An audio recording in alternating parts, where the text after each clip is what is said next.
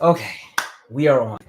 Hey, folks. Apologies. It's been a wild time, but I appreciate you guys for being patient. So thank you for hopping on and hanging with me tonight. I'm going to get in a few hellos and we're going to just jump right into it. Also, can I get some sound disciples to let me know if my sound is good or if I need to turn this mic up some more? All right, let's see. What up? I'm busy introverting 6459, Avocado Queen. What up, everybody? Inside Hikey Life 323, Calvin. We're happy you got to see Brandy and Monica. Oh, I'm gonna talk about the concert. Yes, I can't wait. Where else are we going with this? Let's see. Katie did it too. Shout out to you. What's up, Andre Asante? Course 5. Astral Talk TV. Hello to everybody. Hello. Yeah, it's been a very eventful time period. I do apologize. I actually had a video that I had made about a week and a half ago that I actually just didn't upload because I changed my mind. But I will talk about some of the subject matter on it a little bit later in the live. That was in response to, if you saw that video out of that church in Dallas with the girl who had to testify about what she was thankful about, and it turned into some chaos. I said I would just save it for a live. So yeah, that was supposed to come out last week. It didn't come out. And then there's that. Anyway, few quick announcements before I jump into things. The book club, our last session for this current book, which again, we're reading everything's going to be backwards because maybe not. Okay.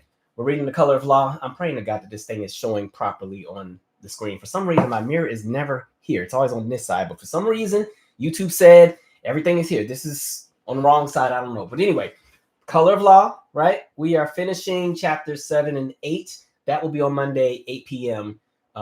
Eastern time. And then the book club will go on a hiatus until after the new year. And we'll likely pick up in early spring or late winter, just because I got a bunch of things I really need to get finished.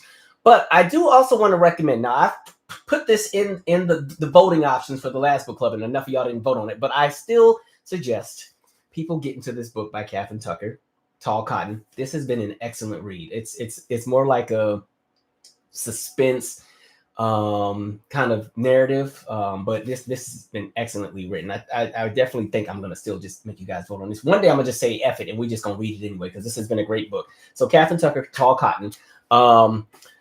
I can tell that she put a lot of work into that book. It's been an excellent read so far. So I suggest you just check it out just for your own good. It's been a great read. Maybe we can have her on one day and she can talk about the book. And again, it's a fiction book. It's literature. With the book club, we do a little bit of everything. Sometimes we cover things that are factual, like what's in The Color of Money. And sometimes we look at artists' biographies or autobiographies or anything. So I try to mix it all up, right? So that's that. Anyway, oddly enough, I totally wasn't thinking of this when I scheduled the live, but today actually would have been my father's 70th birthday. So fortunately, my father passed in 2015 from scleroderma. And it's so interesting because, two of my favorite people also have had their parents pass away from the same thing. Regina Hall and Queen Latifah their mothers both also had the same disease. It's actually something that's normally found in Black women, not necessarily as many Black men. But I figured I would share a few things with you guys because I always share my business with y'all anyway. But this has always been my favorite picture of my parents. Let me see here, that I've always enjoyed. If I can get this to open. By the way, we'll get to the serious stuff in a minute. I said, let me start off light because we have so much to cover and play catch up on. Anyway, this has always been my favorite picture of my parents, right? This is my mother and my father. And I want to say that this is before I was born, right? Your parents have a life before we show up. I just always like this picture because it's when they're like young and dating, and I don't even think they were married yet. And so I've always loved this picture here. The story of how they got together is always funny too, because my mother was not interested. Okay, she wanted one of them DeBarge looking men. That's what she was into. And then they both were in Germany in the military. Long story short, there was like a military gala. Both of their dates stood them up, so they ended up going together. And even though she initially was not impressed, he somehow charmed her, and then they got married and I showed up. So that's one favorite picture. And the other favorite picture I've always had is actually let's see if I can share it really quick. Is here we go. This is my other favorite picture of my father. So That's me. That's actually my cousin Brandon. People keep thinking this is Marcus, but I forgot. Remember, my little brother Marcus is 7 years younger than me. So this is I want to say Christmas of '90 in Savannah, Georgia. Yeah, this has always been my two favorite pictures. So anyway, that's that. Thanksgiving was cool. I got a chance to visit my grandfather. I was able to squeeze in a last minute trip, literally for just 2 days. God, that flight is so long. So I was so pissed that I could only stay for so long. I definitely have to plan a trip out there to be a bit longer, but you know, I got to spend Thanksgiving with my grandfather, so that's always really nice. I'm grateful that he's still with us. You know, he's my last living grandparent, and so actually, I may possibly have another grandfather that I've never met. My mother never knew who her actual father was. The guy that she thought was her father was not her father, and she found that out when she joined the military. She never was able to find who her father is, but who knows? Maybe that man is still alive.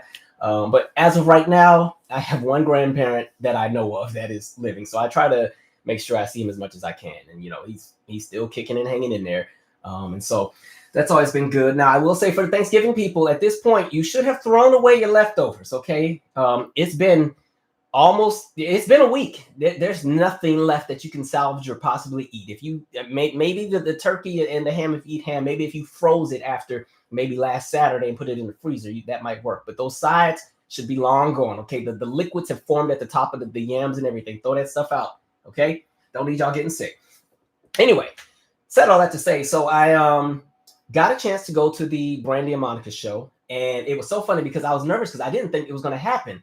As I was flying back to DC, you know, the Midwest was getting hit by all that crazy snow, and I was watching a lot of the flights out of Chicago, Detroit, that Cincinnati area. I was watching all of those flights get canceled, and I was nervous because Brandy and Monica were in Detroit on the 29th, and then they were going to DC on the 30th. So I was like, oh my God, are they even going to make it, you know, to DC? So I was a little nervous. I was kind of crossing my fingers. Like, I think I'm going to get a show. I don't know. But fortunately, I was already in, you know, I was in DC Sunday taking care of some stuff. And when I went to Gallery Place to go pick up some stuff earlier in the day, I saw the tour buses by the arena. I said, okay, show's not canceled. We're in here. Beautiful. Hold on. I need to sip.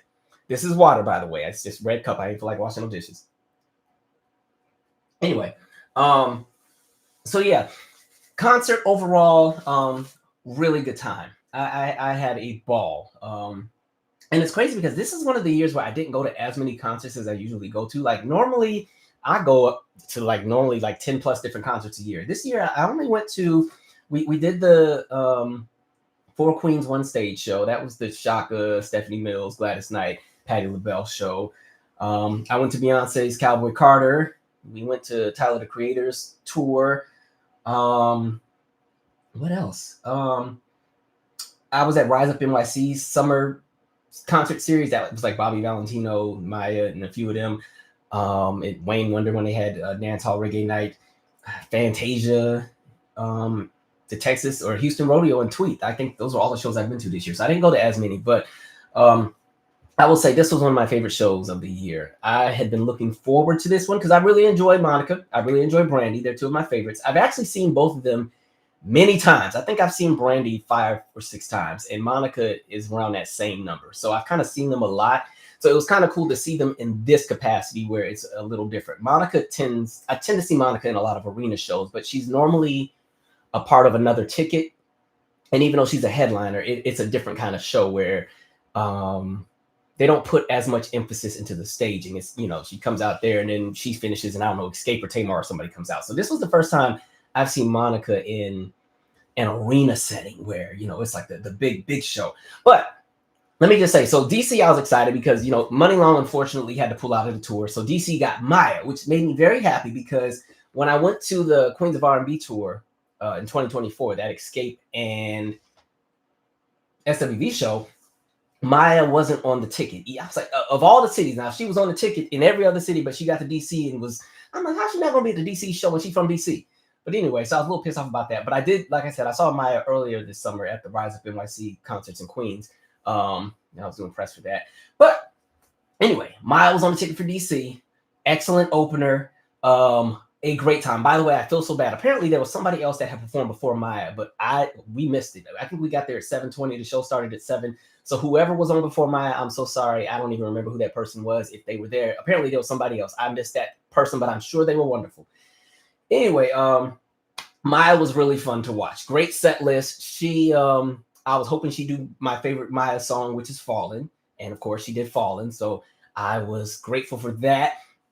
She had like 2 dancers. She was doing some choreography. You know, she sounded really, really good. But I have to play this clip that I found, right? I saw this on social media. This clip had me rolling because Maya did not do this at my show. So let me just pull this clip up really quick. By the way, this will be the only clip from any of these concerts that I'm sharing because I don't feel like fighting with the copyright folks. Give me 1 second. All right, let me turn this baby up. Okay, so somebody had posted this. I don't know what city this is from, but I sang Maya, sang. All right, here we go. All right, so this was somebody's clip that they posted. How it started.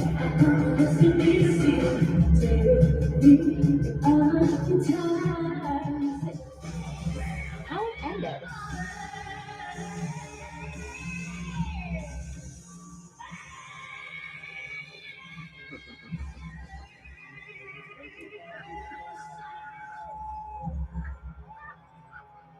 Okay.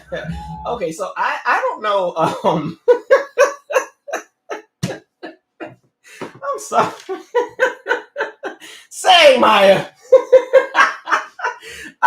When I saw that, I lost it because Maya said y'all not gonna play in her face. She said she gonna give you a vocal. So she I'm sorry, I gotta play that. I just gotta play the ending one more time because that ending is I said, okay, Christina, come on, Maya Aguilera. Sing, Maya. Yes. Hold on, I'm gonna play it one more time. I need some comedic relief before we get into these heavier stories. When I tell you I lost it when I saw that clip. I don't know whose original video it is. And I think the person that's laughing in the background made it even funnier because whatever was going on in his head was going on in mine. Let me just get to the ground. Let me fast forward again. Hold on, we go back some more. How it ended.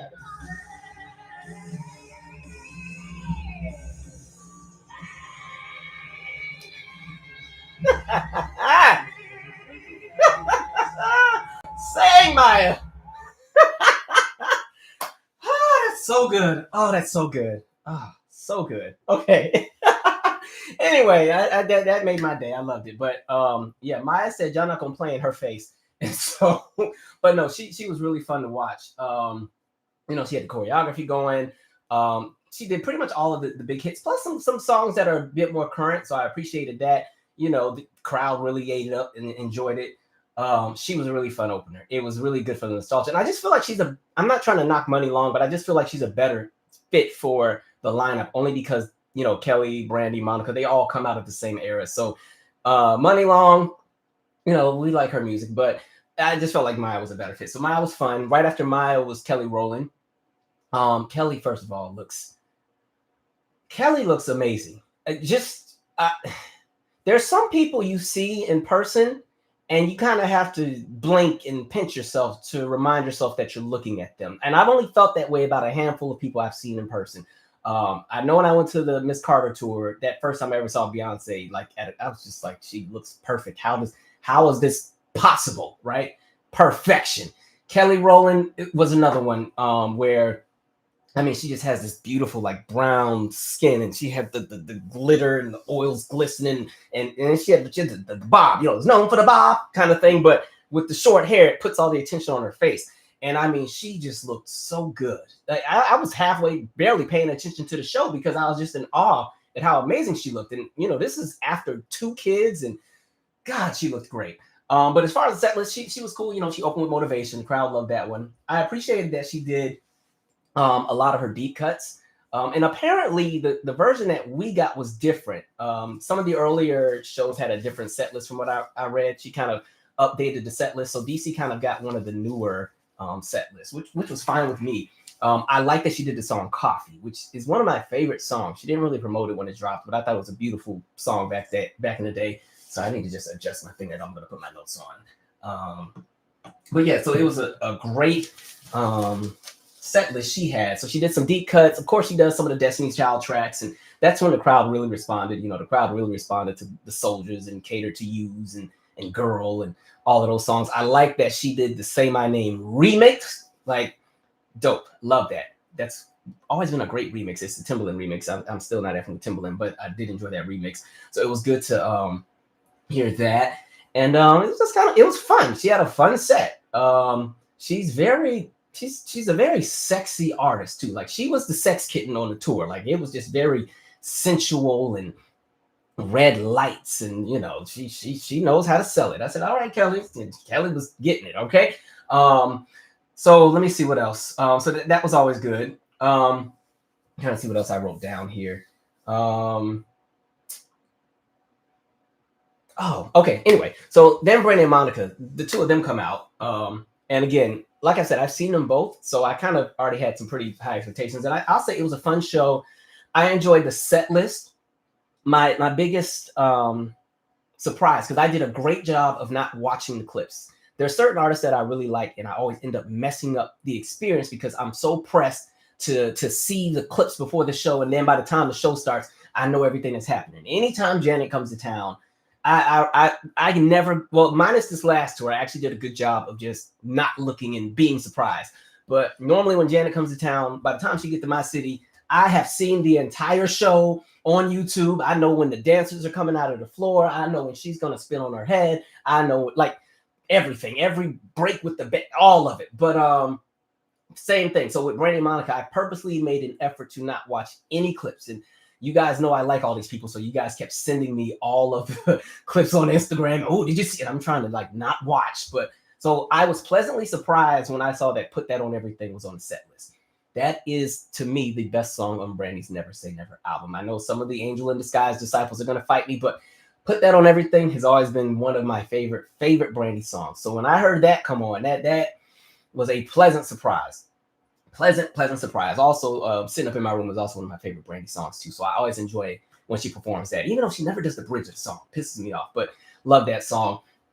And so I like that because I enjoyed both, right? Some people had a weird energy about the show when we were trying to like pit the two against each other.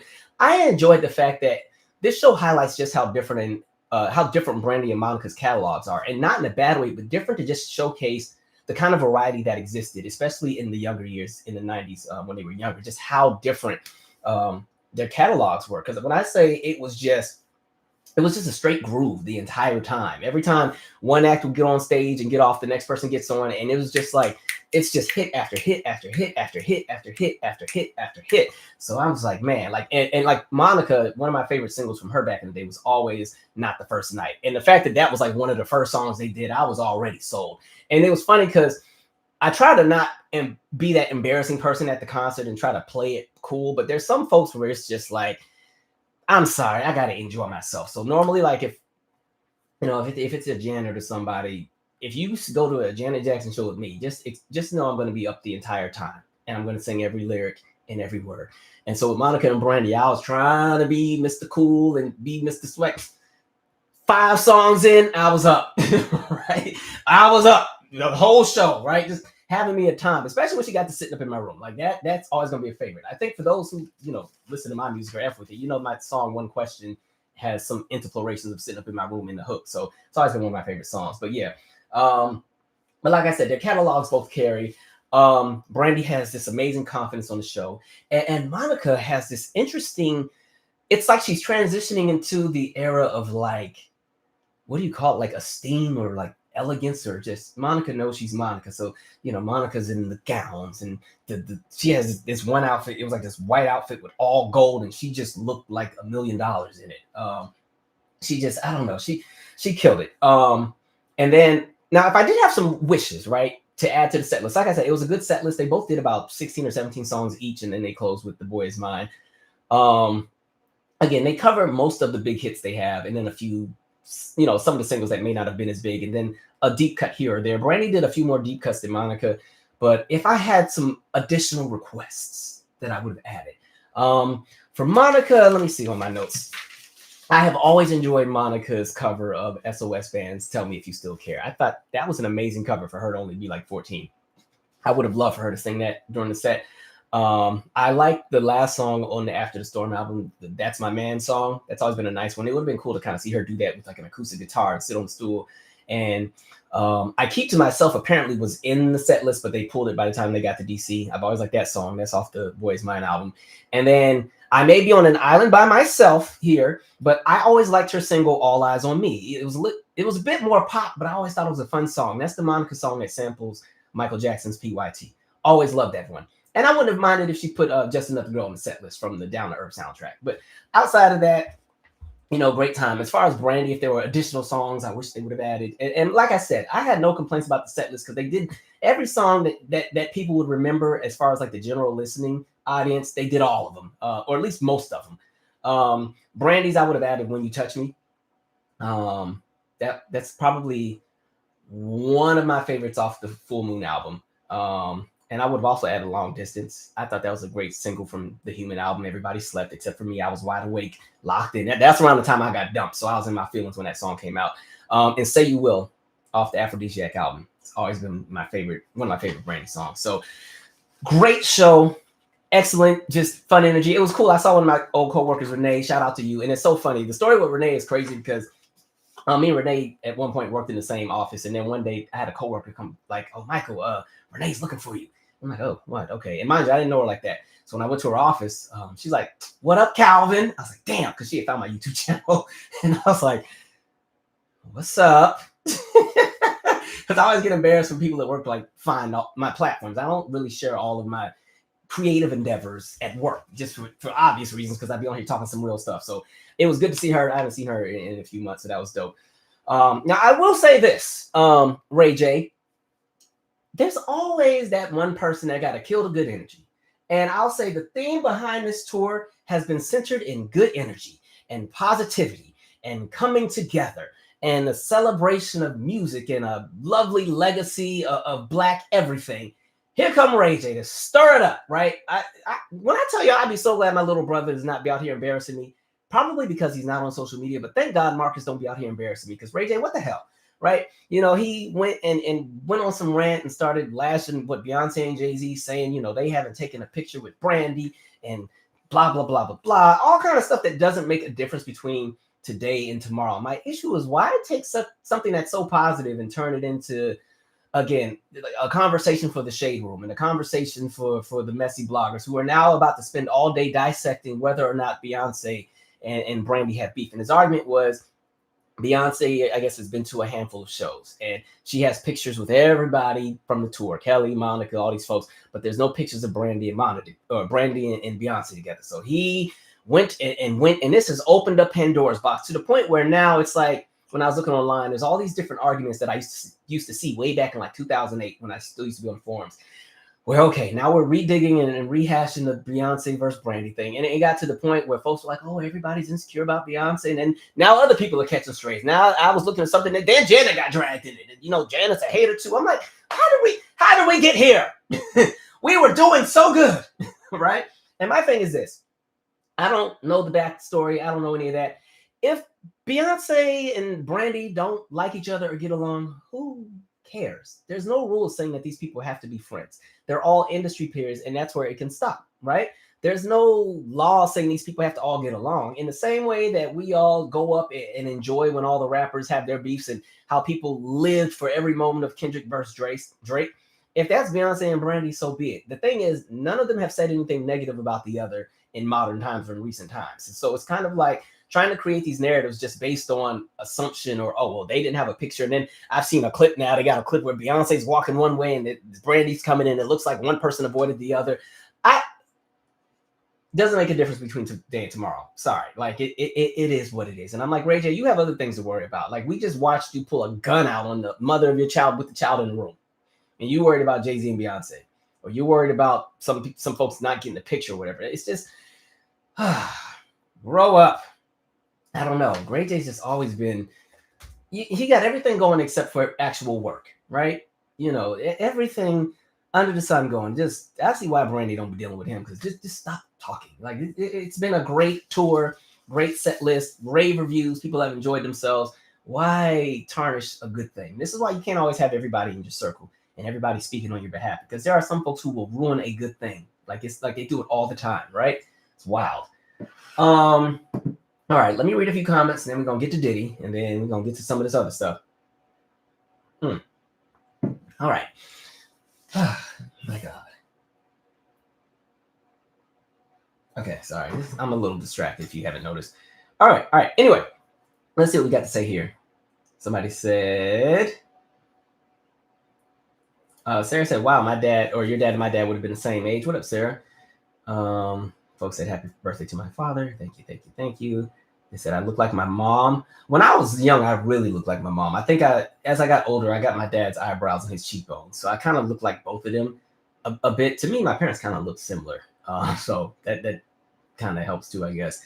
Somebody said, the podcast episode about your dad crushed me. Beautiful way to honor your dad. I tried to not make it sad. I have an episode that just talks about the experience of having a parent that goes from being healthy to very sickly rapidly and then transitioning. So that episode is called Pops and Unexpected Transition. That's one of the comedically hard-headed episodes. By the way, like I said, we have a new episode. I think that comes out on the 16th of Comedically Hard-Headed, by the way. What we going here? Somebody said their Thanksgiving was good. Somebody said they're eating on a napkin right now. I hope it ain't Thanksgiving leftovers. It's Thursday. Thanksgiving was last Thursday. But okay. Let's see. Somebody said Monica State being in the DMV. I favor Brandy though. Yeah, Monica be here every week anyway. That's why. That's why I said I see Monica so much. The very first time I saw Monica was Howard Homecoming, my freshman year. So yeah, Monica is always. That's what I was gonna say. Monica has been on tour consistently since like 2007, nonstop. So I was glad to kind of see her in a different capacity. Okay, we're now at the Maya clips. Yeah, Maya was interesting. That was funny. That clip had me dying. But no, she didn't do that at DC. Or if she did do that, no, it didn't come out that same way. I don't remember that part. She had dancers for the DC show. Some people were saying she didn't have dancers at the other one. She had like 2 dancers, I think. Another thing too, I appreciated that all of the acts incorporated elements of music of other artists in their sets. Like there was a lot of Janet in this show. Maya had mixed in elements of I Get Lonely. Monica had mixed in an element of Anytime Any Place. Brandy had mixed in elements of Beyonce's Crazy in Love. That's why I was like, where are y'all coming with this Brandy Beyonce thing? And Brandy literally has elements of Beyonce's music in the show. Monica, she didn't do everything to me. You're right. Okay. I would have added that too. That was a good single when it dropped. You guys like All Eyes on Me. Somebody said Michelle Williams also didn't take a picture with Brandy. The thing is, my guess is that a lot of times these pictures are probably gone when one is on stage and the other isn't, or when they're changed. I don't know. I don't know Michelle Williams to be somebody that's in any kind of drama anyway, so that wouldn't be her thing anyway. As far as like being messy, maybe I'm giving all these people too much grace. I just think, I think there's bigger fish to fry at the moment. But no, great show, good time. Anyway, moving on. Okay, now we're going to talk about Diddy. Now I'm going to give a heads up. I'm not necessarily giving spoilers about this docuseries, but I am giving hints about what happened and talking in parables. So if that's still a little too much for your liking, come back in like 10, 11, 12 minutes. Or for those watching the replay, use the timestamps in the description and just go to the next segment, all right? So Diddy. There is a docuseries that is out on Netflix. I initially was not planning to watch it because once I saw 50 Cent's name attached, I was like, this is going to be some messy stuff. And 50 Cent at this point with me, I put him in the same boat as I put Brian McKnight. Just 2 people who love to pretend to be these very, very morally upstanding people. But I'm like, I look at how you treat your own kids, right? So it makes it really hard to have any interest in anything you have going. But I saw so much commentary about this documentary, this documentary. So I was like, all right, let me see. So I'll say this. The docuseries exposes a lot about the way that Diddy has moved over time, right? It exposes a lot. It's not even really centered specifically on the trial and the case that, just wrapped. It's more so about his journey through the music industry and the relationships he's built and bridges he's burned and things that he's been accused of. And there's so much that's really on it. So if people are like, oh, this is going to be something that, I don't know, tells the story of a lot of the victims, you're not really seeing a lot of that. There are people who talk about their experiences where they've been on the receiving end of very atrocious things that he's done. But this documentary to me would not be that. But I'll say some of the things that were very interesting. There's a segment in there that talks about How he ended up on the cover of Rolling Stone, I was like, wow, very, very shady. That conversation about the 25% stake that somebody had in Bad Boy and how that kind of was pretty much stolen because of some bad business moves and broken promises. I was like, this is a wild documentary here. The conversation surrounding promises that were made surrounding the funeral of Biggie Smalls and then things that never took place, and pretty much how Biggie's estate had to pay for his own funeral after all of these promises had been made to have this grand, elaborate, expensive ceremony. And you saw the cars and the procession and all that. I was like, my God. But a lot of this was centered on contracts that weren't, being met. People not getting their money. People being locked in and 10 toes down, and they don't get, what was owed to them. That was the wildest part. And for people who follow this channel, we've been dragging Diddy for years when it comes to contracts and just how many artists have been screwed over as a result of him. Go back and look at some of those old In the News episodes. We've had many Diddy episodes with contracts, because the reality is most of the people who have come out of Bad Boy and did not go anywhere else, like stayed with Bad Boy for their entire career, have money problems right now, which is wild. It talks about even just how he sees himself and his ego. There's a segment in there where he compares himself to Jesus and why people can't touch the Son of God. And I was like, see, that's how I know that we're losing him. And we've been lost him. Like he is, that ego is something serious. And even the conversation, there's a shooting in 2023 I knew nothing about. And I was like, what is this about? I'm not, like I said, I'm trying to not spoil this because it just came out and I know people want to watch it. So I'm going to kind of talk in circles here or in parables. But wow, the backstory of that. And then even seeing one of the sons involved, I'm like, see, a whole lot going on. And so one of the things that I also took away from this, he has currently 77 pending cases right now as far as lawsuits. There were over 100 that have been filed, but 77 are currently pending. And so I didn't know there were that many. I thought there were like maybe a dozen. I said, yeah, this man has burned so many bridges. There's so much that's out there. As far as the footage that people keep seeing, from what I've read, the backstory was he was already working on a film project that was kind of chronicling his journey, because I think he felt that he was going to get off or not have to ever face charges. And that's why he had a camera crew with him that was able to capture everything that was happening the 6 days prior to him being arrested. But he didn't pay those people their money. And so they ended up selling the videos and the rights to the creators and the producers of this documentary. And that's why there's all this footage of him responding to some of the lawsuits that had been filed, responding to the investigations that were surrounding him and how he and his team were moving. There's a lot. There's a piece in there about $250,000 that was owed to a producer that never came through. And then by the time I got to that, the number had changed from $250,000 to $29,000 after executive producing an entire album. I was like, I will fight somebody. Like, wow. Like, don't piss me off. $29,000 is an insult for executive producing an entire album. Some correlations around Kid Cudi and some of the things that he was trying to do there. They make, I guess, alliterations to the death of Tupac and how he may have possibly been involved and may have paid people off. Again, none of this is, let me not say it like that. A lot of this is presented in a documentary as alleged. Some of it is a little bit more backed by fact and tangible evidence. So it's an interesting watch. The Tupac thing is a little bit more of a gray area.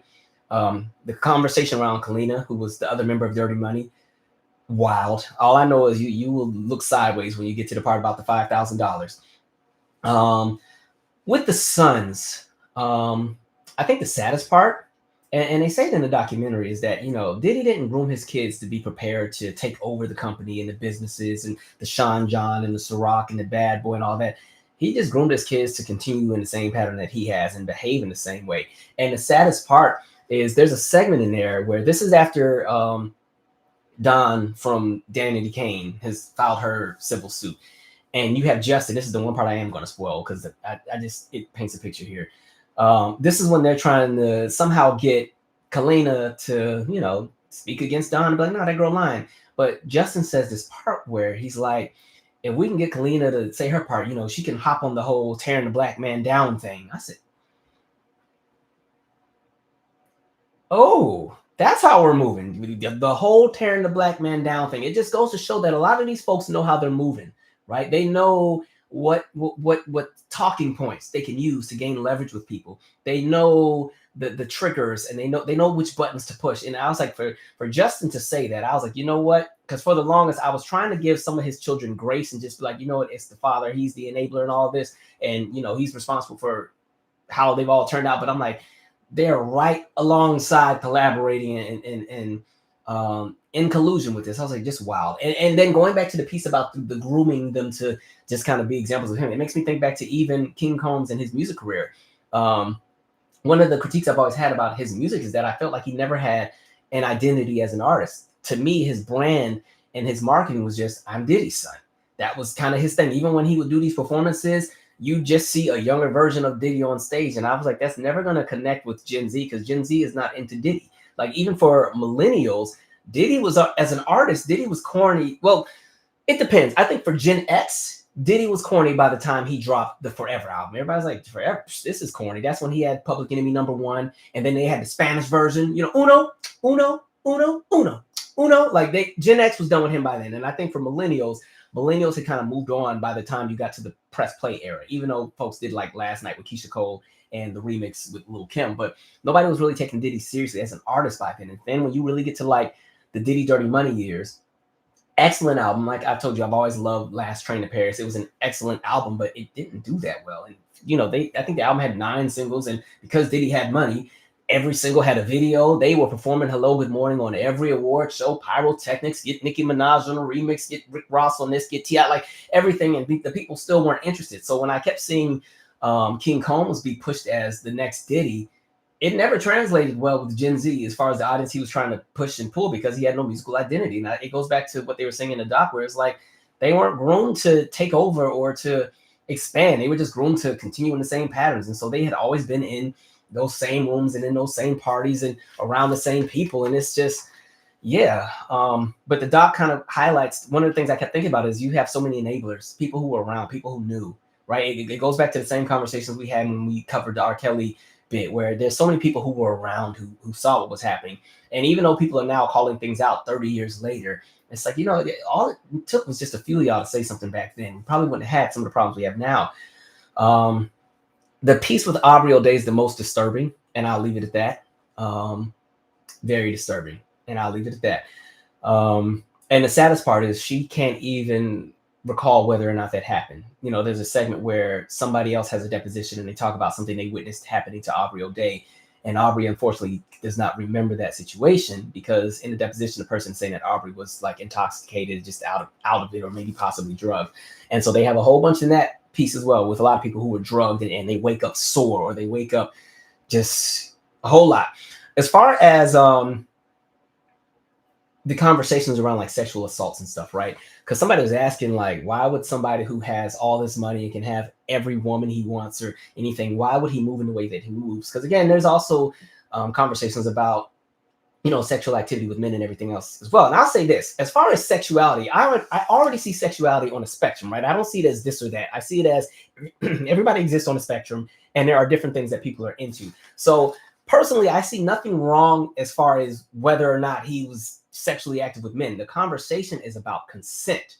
And the conversation is about whether or not people gave consent for some of the things that happened. So going back to the main thing, when they kept saying, oh, he has all this money, he has all these women, has all this. One of the things that takes place, I think, especially with people who have addictions to different things, the threshold of what it is that keeps people aroused gets raised higher and higher as you have more access to certain things. So think about people who have porn addictions. People who have an addiction to porn, the threshold of what they need to experience or see in order to stay aroused or stay into what it is they're into gets raised over time, because they become desensitized to what they've normally seen. So thinking about a person who the very first time they've ever seen any kind of pornography, that very first time, it's like a great party, everything's amazing. But if they've been watching something like, and you know, and there's no judgment, you know, I'm a very open-minded person when it comes to how people see things sexually. But like, so when it comes to like pornography or that kind of thing, right? For people who have seen it or watched it that very first time, it's like a, whoa, yeah, amazing, right?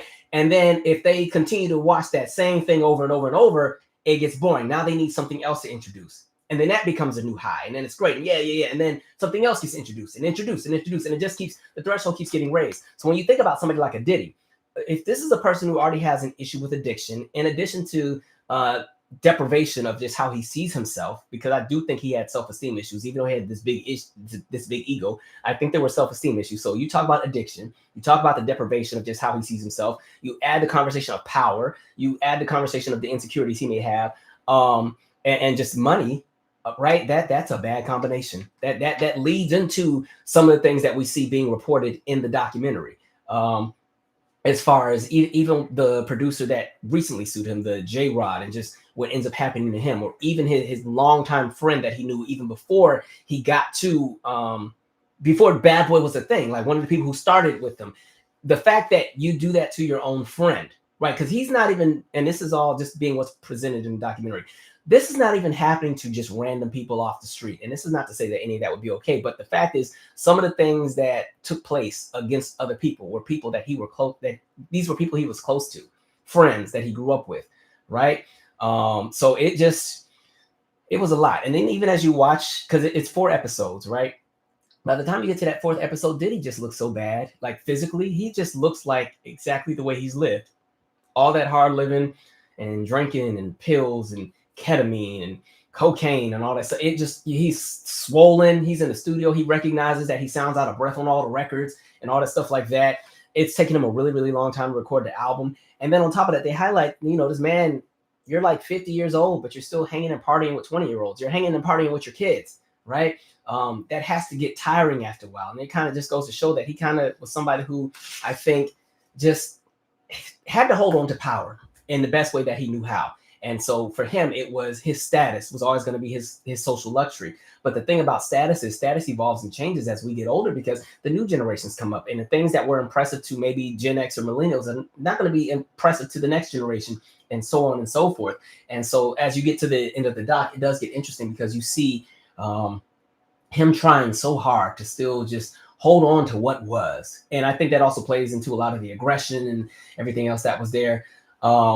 And, now his team has issued a cease and desist to Netflix to yank this and pull it down. They haven't done so yet.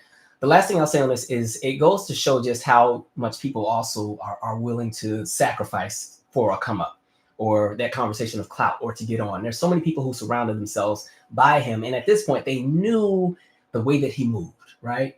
But the opportunities, they couldn't bypass it. So they said they'll put up with the nonsense. It's kind of like when we saw some of the bits of the Surviving R. Kelly. And what pissed me off so bad was one of the women who was being held, I guess, hostage, her parents, when they were introduced, you're like, and mind you, they introduced their daughter to R. Kelly. This is after the tape has come out. This is after R. Kelly had got off from the initial trial. And when that parent said the bit about, well, we had heard about the tape and the trial and stuff, but we knew he could, help our daughter get her career together, and we would just make sure we were there. I said, see, this is the problem. Like, we have so many people who will sell their integrity down the river for a come up. And my thing is, when your foundation is rooted in some shenanigans and some foolery, it's never going to be stable. It's always going to crumble and fall apart, because everything is going to come to the light at some point.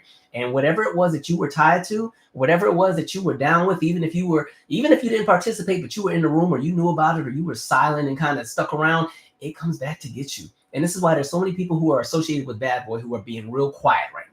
Even folks who weren't on Bad Boy, but did all kind of remixes or did a lot of work. There's lots of folks who have been very silent, right? Because they're not trying to have their name tied to any of this. And that's why I'm like, you got to have integrity about the things that you get behind. And that's also my advice for people who want to kind of get into this content creation thing, or people who are trying to build platforms. You folks need to be careful with what it is they want to align with or get behind, because there are certain things you can do to build a much larger audience much faster. I could probably have a channel that's 5 times this size had I moved a bit differently, right? Had I put my focus maybe more so into just celebrity culture and gossip and trying to get all in the scoop. And I could have easily gone that route. And this is not to knock anybody that does celebrity content, because we still talk celebrity content here. But the thing is, there's a lot of people who, unfortunately, even in this blogger sphere, we're gonna make a word tonight.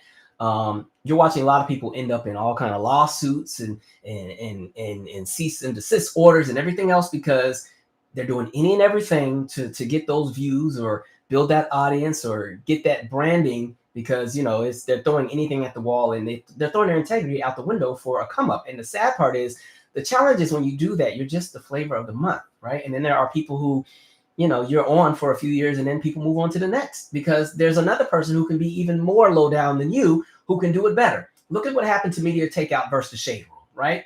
Both are rooted in the exact same energy, same kind of nonsense. Shade Room kind of went on and took the reign that Media Takeout had. And then Media Takeout kind of took the reign that somebody like a Sandra Rose had. So when your foundation is just rooted in some nonsense, eventually you're out of here.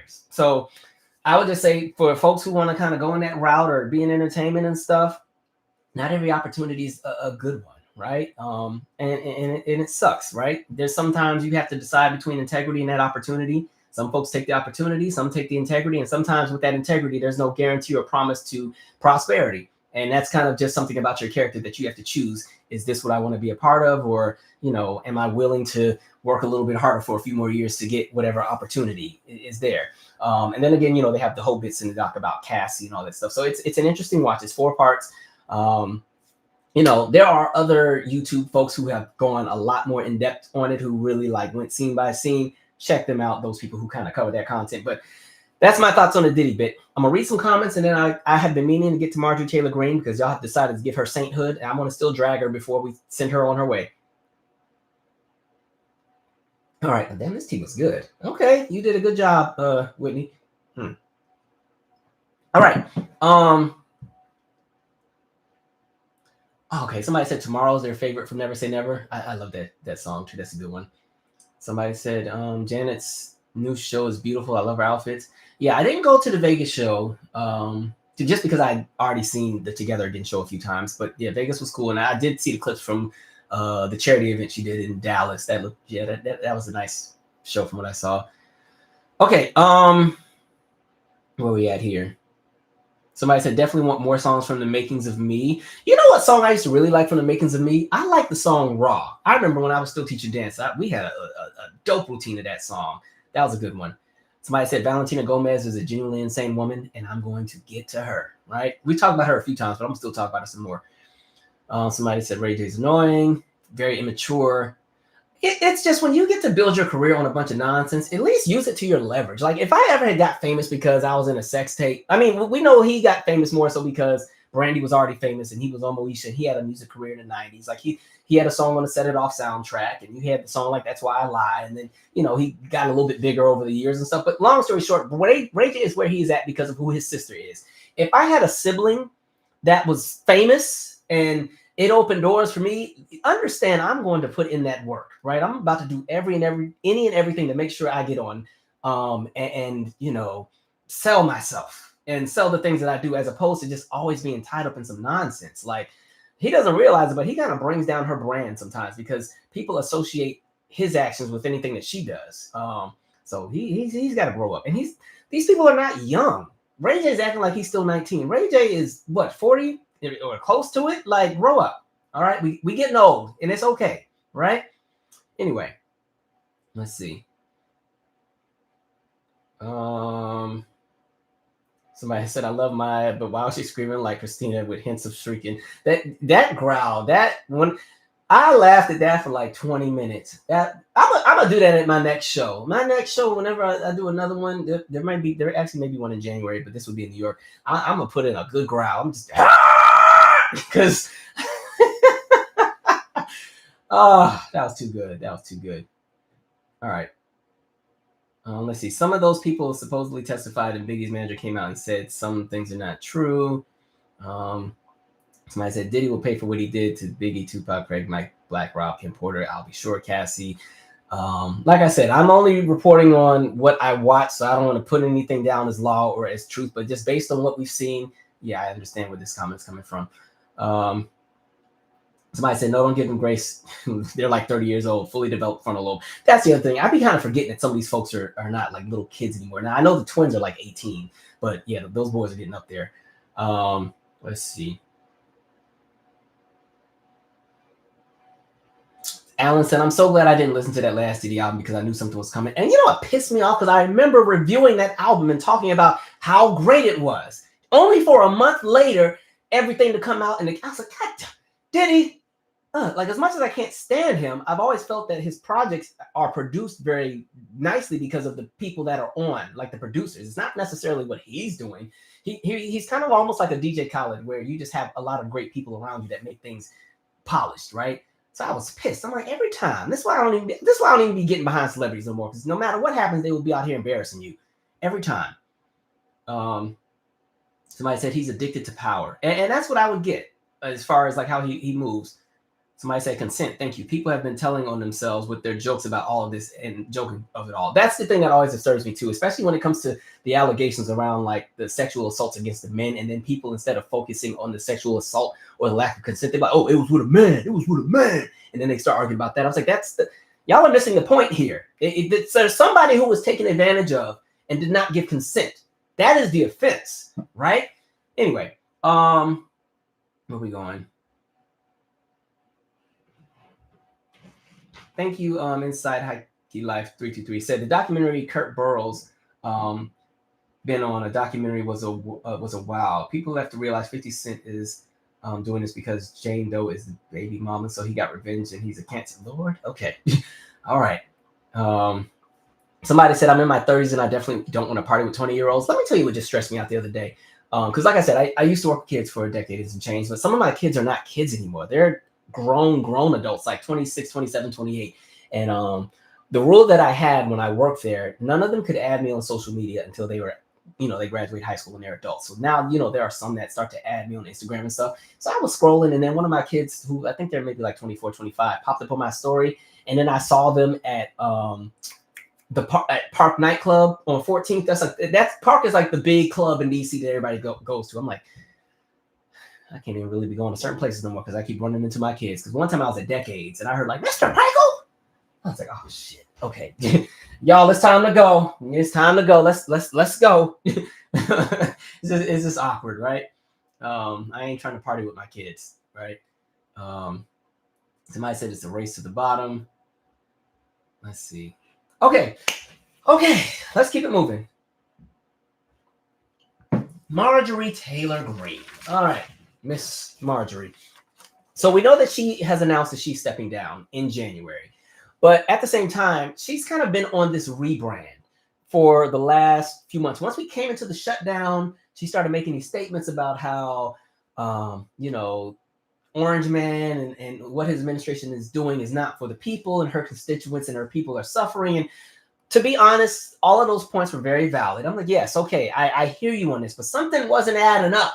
Because I'm like, wait a minute, where is this coming from? And then what was interesting, as soon as she started saying a few things that made a little bit of sense, everybody started giving her sainthood. And like, yeah, it's crazy when Marjorie Taylor Greene is making sense. And then people started rallying behind her. Then you had some people in the Democratic Party talking about, yeah, we welcome anybody to come and build coalition. I'm like, see, this is where people drop the ball. You still need to have some discernment about Marjorie Taylor Greene. That woman has showed her ass for the last few years. And just because she said a few almost decent things in the span of a month does not all of a sudden mean that you just bring her into all the spaces and let her have access to all the things that people are vulnerable about. Like, that's where people keep dropping the ball.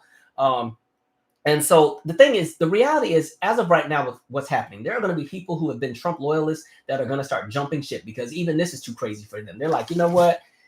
I was perfectly fine with all the racism. I was perfectly fine with all the corruption. I was perfectly fine with all the violations of the Hatch Act. And I was perfectly fine with this man enriching himself at the expense of Americans. And I was perfectly fine with the kids in the cages. And I was perfectly fine with cutting all of the government programs. And I was perfectly fine with Doge and watching these hundreds of thousands of people get laid off and lose their jobs. And I was perfectly fine with watching all of these federal agencies be compromised. And I was perfectly fine with the Department of Education being under attack. And I was perfectly fine with them trying to privatize the U.S. Postal Service. And I was perfectly fine with them trying to gut healthcare. And I was perfectly fine with, again, giving police qualified immunity and them shooting and killing up everything and everybody. And I was perfectly fine with them giving $30 billion to ICE. And I was perfectly fine with them burning all of our bridges internationally. But somehow, magically, in the last month or two, I don't know, whatever random issue has taken place, and now they got to jump ship. This is too much. We can't be behind it now. I said, really? Okay, right. Interesting. Yeah. So anyway, like I said, it's interesting. It's so bad that people are doing the bare minimum and getting rewarded for it. So my thing with Marjorie Taylor Greene is this. She is going to pop up again. I just want people to be ready. Well, I don't know what her next move is. Some thought she was trying to run for Senate. Some think she was going to try to run for president. I don't see that happening. Nothing's going to happen until after 2028 with Marjorie Taylor Greene. But that is not the end of her. So just be ready and aware. This is just her rebrand. This is her planting the seeds for whatever it is that she's trying to do later down the line. So what I want us to remember is that she has never been a friend, right? She was one of the main ones leading the whole anti-CRT movement back in 2022, 2023, which led to a lot of people in that group, Moms for Liberty, running for office and trying to get into positions to go and strip away civil rights from people. This led to the book burnings at the libraries. This landed or brought us to even Paxton in Texas, trying to push laws where librarians could possibly be arrested for carrying certain books. And then this led to the transgender bans at the brunches and all these random things that were taking place, right? So you had that happen. So she was the one leading the anti-CRT movement. She was one of the orchestrators of everything happening with January 6th, right? She was the person that was chasing the survivor of the Parkland shooting and calling him a coward, saying that him speaking out about the Parkland shooting that took place where those students in Florida got shot up, right? That was a way that the radical left and the Democrats were just trying to take her gun rights. So she chased this kid around and called him a coward for getting shot, right? This is the same person who also said that the Vegas shooting, and if you remember the Vegas shooting, that's the shooting in 2017 where you had 413 people who were shot. 867 people who were injured as a result of also the ricochet and the bullets, and 61 people who were killed. She's the same person who said that this was something that was put together by the left and those who were anti-guns, and this was their way of trying to gain gun control. So I said, wow. So the people who are a bit more, passionate about smart gun laws were willing to kill almost or shoot almost 1,000 people to prove their point. That was the argument that she wanted to run with. Again, she was somebody who voted against the Equality Act. She is somebody who, again, used to troll and harass Cori Bush because Cori Bush's office was next door to hers, to the point where Cori Bush had to move her office. Now, Cori is better than me because I would have had some cousins in Marjorie Taylor Greene in the parking lot like it was nothing, and that would have been handled, right? Marjorie would have came back with a face even more swollen than the one she already got. That Botox is not helping Marjorie, or that filler, right? She is the one who claimed that because Ketanji Brown was appointed to the Supreme Court, that everybody who was behind her were a bunch of pedophiles. She is the person who had protesters tased at her town hall for calling her out after they were ejected. She is the person, let me see here, who also denied that systemic racism was a thing. So any kind of conversation about making a remedy to any of those things, she was against. She was somebody who was against affirmative action. She, again, is somebody who just, again, which is interesting, these conversations and rumors about the insider trading. She's gotten very wealthy in the last few years. So I do want to go to some little documents here. And I also want people to also pay attention to the fact that, first, let's talk about her money first. Now, here's the thing. It is no secret that a lot of politicians get very rich. We know for people in the House, I think the salary is like $140K a year. I just want to highlight a thing here because this is the other thing. She might have just gotten enough money to live off of, and so she's like, I'm out. When we talk about Marjorie Taylor Greene's net worth, right? Before she got into office, and she does have she had a family business, her net worth was about $700,000. As of October, it's now around $25 million. And a lot of this has to do with a lot of the investments that she got into, including Palantir, which just, months before Palantir was granted a lot of federal funds for what they do with ICE, she did a whole bunch of trading, right? Just in time. It doesn't stop there because then in addition to that, let me see what else I want to pull up here. Where's the other one I had? Marjorie, don't hide now. Let's see. That's 3. Maybe I'll skip it. I just want to make sure I have the right thing. Okay, let's pull this up too. Okay. Damn it, is this the same thing I just looked at? Okay, anyway. Okay, so I'm sorry. People in the House get $174K a year, right? So again, many of the 1%, like I said, hold seats in Congress. So it's not just Marjorie Taylor Greene. It's tons of these people who get into Congress and get super, super wealthy. Please take a look at a lot of the people who were elected and what they were worth before they got into office and what they're worth now. It makes no sense that somebody like Mitch McConnell is worth, $200+ million, right? A lot of these folks have money out the behind. That's Nancy Pelosi too. All of them got some serious wealth that they've increased.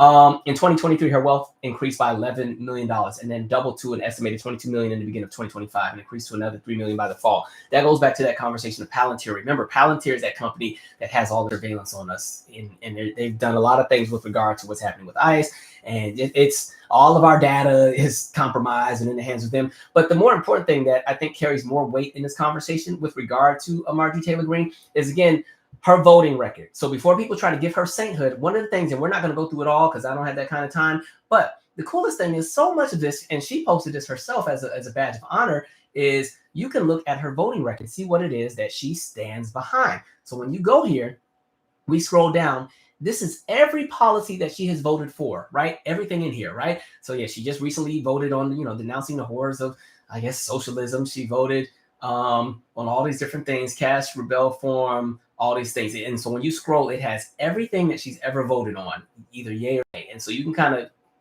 take to your own devices and look at the things that she's voted for, right? District of Columbia Policing Protection Act, Grid Power Act, on motion to recommit. She didn't vote on the DC Crimes Act. All these different things that are here that you just keep going, and it shows everything that she's voted on and what her record is. So you can kind of see where she stands on certain things. So depending on how you see the world or what it is your politics are, you can just scroll right through here and see where she stands on a lot of things. Voted nay on Energy and Water Development and Related Agencies Appropriations Act. Mind you, so these are, and this is just, I'm on, I think, the third page, and this is just as of September. Remember, she's been in office for 2 terms. So this goes way back. This goes 226 pages. And then again, it has a bunch of things that you can see here. So that is, let me see the name of that page again. That page is green.house.gov, and that's her voting record. And they have this for every person in the House as far as where they stand on political issues or how they vote. So, if you got a politician or somebody that you got questions about, go and look up their voting record and see, what's happening, what's taking place there. But as far as Marjorie Taylor Greene, I'm sorry, she's not for the American people. So all the speeches about her constituents and all that, cut the crap, because at the end of the day, she voted for the big, beautiful bill. That big, beautiful bill that's going to have the American taxpayers pay an additional $5.2 trillion that we have to somehow come up with, because that's going to be pulled out of our revenue. She voted for that and said yes to that, right? And so good riddance.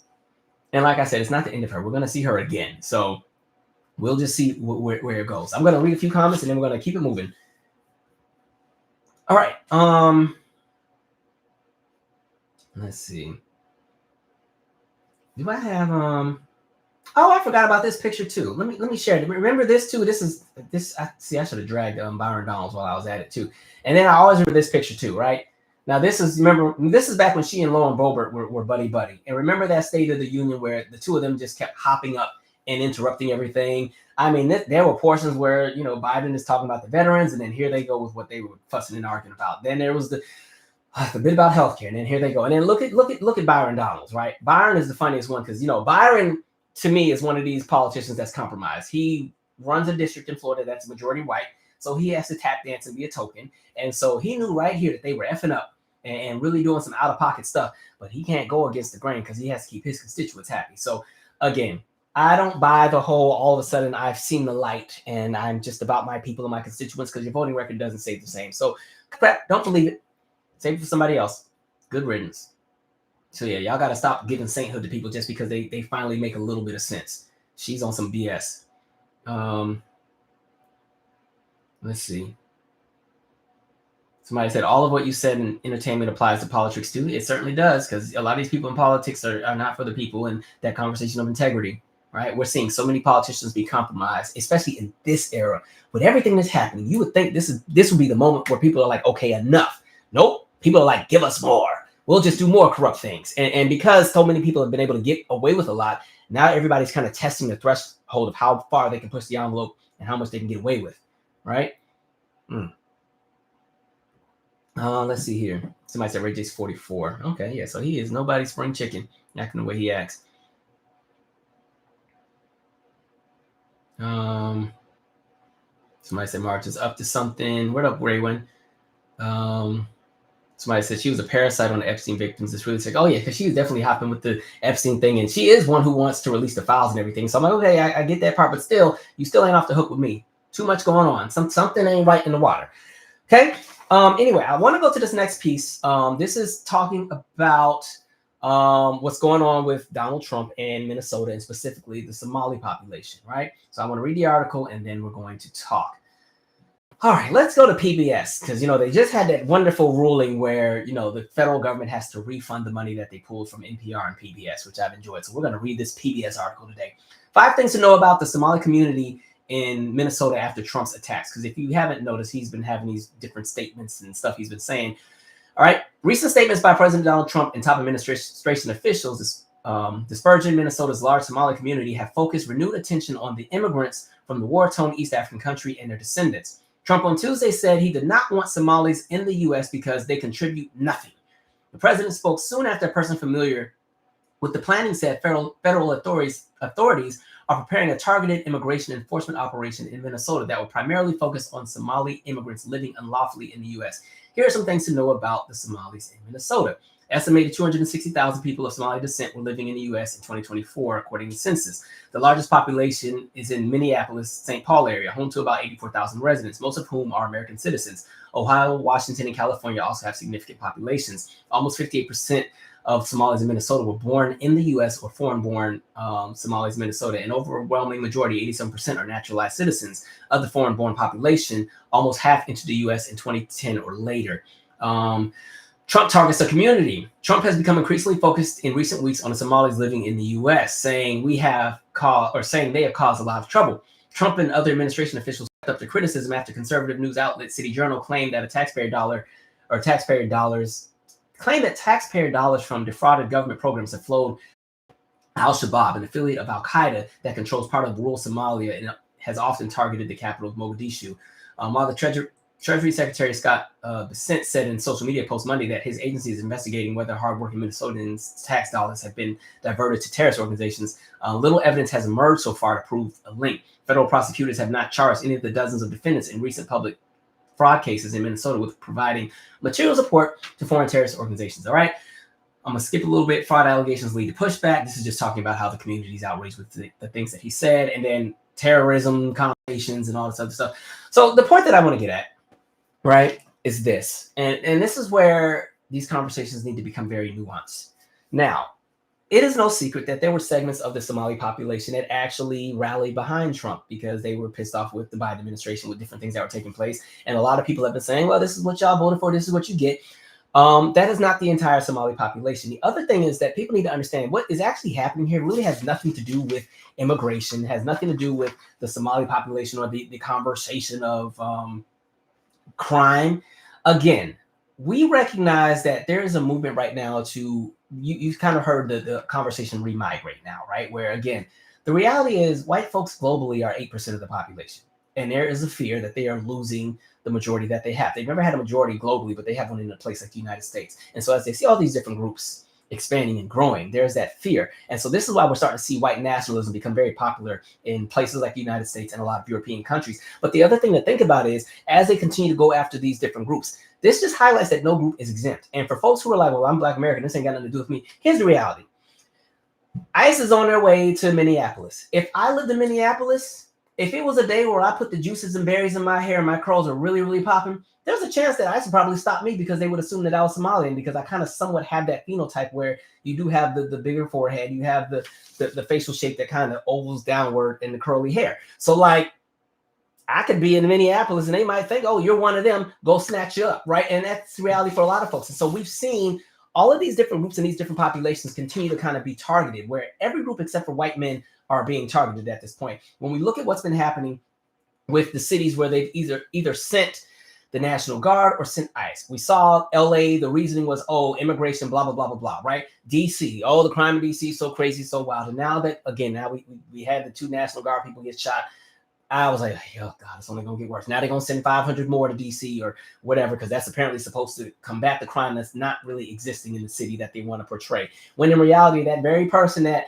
you know, the backstory with his journey is like, he came into the country under the watch of the Trump administration. Asylum was granted under the Trump administration. This is somebody that worked for the CIA, was a part of a group that had about 10,000 folks that went and did a lot of missions for the United States. Their job was to go and kill all these different folks in the country of Afghanistan. They get dropped off in the United States. The programs that were created for them to help them build their lives once they got here ended in 2023. And then they were left destitute and had to figure things out themselves. A lot of these folks had mental health issues. He was one of those people. And again, he was struggling and has nothing financially or tangibly, lived in Bellingham, Washington, was miserable, and somehow he went up and started shooting up folks. So all of this stuff is always tied together to some extent. But You know, Baltimore has been in the conversation. Memphis. You notice that all the places that they continue to go to that are apparently all these crime-ridden cities are always either people or populations that are non-white every single time. And again, it's only going to get worse because again, when we're talking $30 billion for ICE, this is where the reality is. And then when you look at the people who are in ICE, not to be that person, but a lot of people who are ICE agents are some of the most uneducated people in the country, right? Can we just get some of the stats here as far as what's happening with these conversations around ICE? And I know some people are like, the immigration fight is not our fight. It has landed on our doorstep at this point because we saw what happened with Chicago, right? They are going after any and everybody. So to sit here and think that you one of the special ones, because there's a lot of folks who are like, oh no, we got lineage here that ties back to when they brought the shit. Wife, none of that matters. They don't care. They do not care. At this point, when we talk about what happened with Project 2025 and the way that folks are moving, everything is centered in the lens of whiteness, and everybody is up for grabs at this point. So if it hasn't happened to your community yet, they're on the way. So again, you can stand back and say, well, this is happening to all the communities. Good luck to y'all.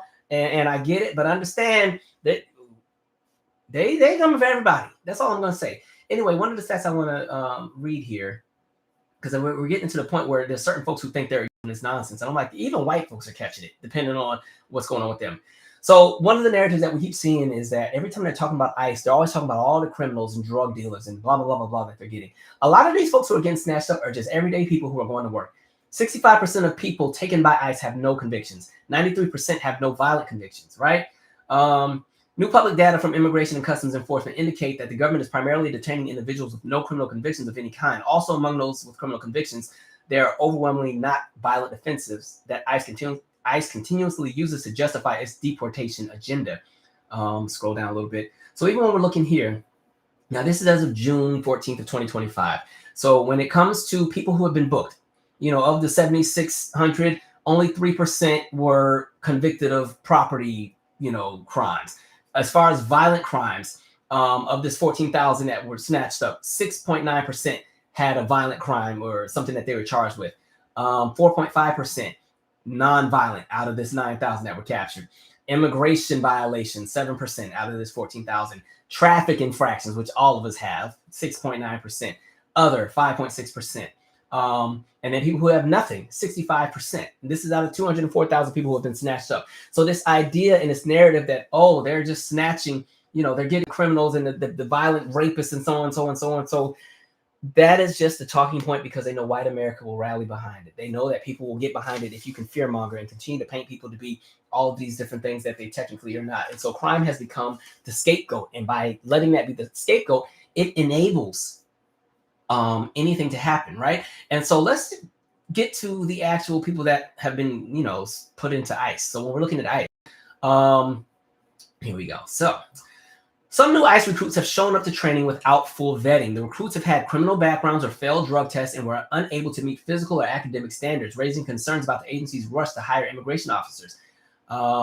Immigration and Customs Enforcement has placed new recruits into a training program before they have completed the agency's vetting process, an unusual sequence of events as it rushes to hire federal immigration officers to carry out President Trump's mass deportation policy. A current and two former Homeland Security Department officials told NBC News. ICE officials only later discovered that some of the recruits failed drug testing, have disqualifying criminal backgrounds, or do not meet the physical or academic requirements to serve. Staff members at ICE Training Academy in Brunswick, Georgia, recently discovered one recruit had previously been charged with strong arm robbery and battery stemming from a domestic violence incident.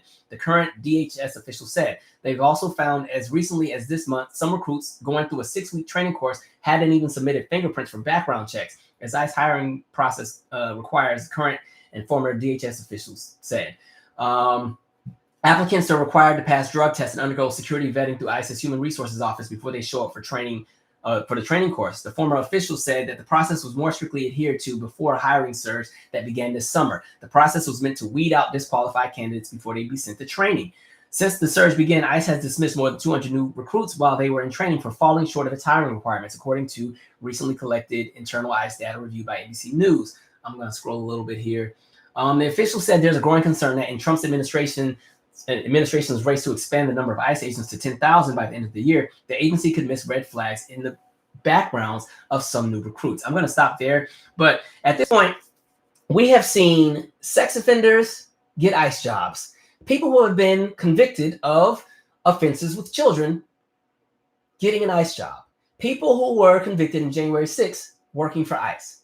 People who are members of the Proud Boys working for ICE. People who have been convicted of violent crimes working for ICE. And so understand, as you build this coalition or this army of people who are there to enforce the law, understand a lot of these are some of the most bottom tier folks of society. And so when they already don't have a whole lot going on, but ICE is offering them these large bonuses and a decent salary, understand people are going to flock to be a part of this. And so it's nothing for them to go and separate families or snatch random people in the street. Because what's happening now is when you're talking about this conversation of the intelligence that they're using to go after the people that they deem not in this country legally, we're starting to see everyday citizens get snatched up. People who have been born here get snatched up. People who have no criminal record or who were not under any kind of immigration investigation getting snatched up. And this is also just to highlight that even when you're just talking about the indecency of how these people are being treated, where these facilities are not up to par. Even in the state of Virginia, there's a facility in Farmville where they literally took an office building, and that's one of the holding places for people who get detained. And so, again, that office building does not have adequate bathrooms, does not have adequate showers, does not have adequate anything, and you have entire families living there. And a lot of these facilities have backed up piping, toilets, and everything. And remember, like I said, they are grabbing any and everybody. You have citizens who are getting snatched up and have to wait weeks to go through the due process. You have people, I saw the story about the college student who was going to visit the family member. They got stopped at the airport. Now they got deported to Honduras, a place they haven't been to since they were 6. People need to understand that when we talk about the ideas of oppression, everybody in this country, especially when we're talking Black folks and other groups of people that are in marginalized communities, we all have our different oppressions that we're living under. But it's one thing to actively stand by and let those oppressions take place or actively participate. I always say, it's one thing to watch something happen, but it's another thing to lock in and be a part of that. So I always give a strong side eye to folks that I see joining ICE and being a part of this nonsense. I'm like, okay, all right, don't think you one of the special ones because they will get you too. So we'll kind of see where this goes. But again, it goes back to that conversation of discernment. There are so many people who, again, the warnings were there. I spent all of 2024, even though I really didn't want to talk about the election in 2024, I spent all of 2024 saying what was coming down the pipeline. And people fought me in the comments and blah, blah, blah, blah, blah, and all the other different things. And now here we are. And there's so many, and it's interesting too, because there's some folks where I'm like, damn, I don't see them on my channel no more. Because there are some folks who used to fight me every day in the comments, Ray. And I'll be looking for them because I'm like, ooh, I want to hear what you got to say now. Nowhere to be found. There's one person, I got to remember what their username was, but I remember the day after the election when I made that video, and they're like, your analysis of Kamala was pathetic. Because, I was pretty much saying how stupid it was that this man was reelected.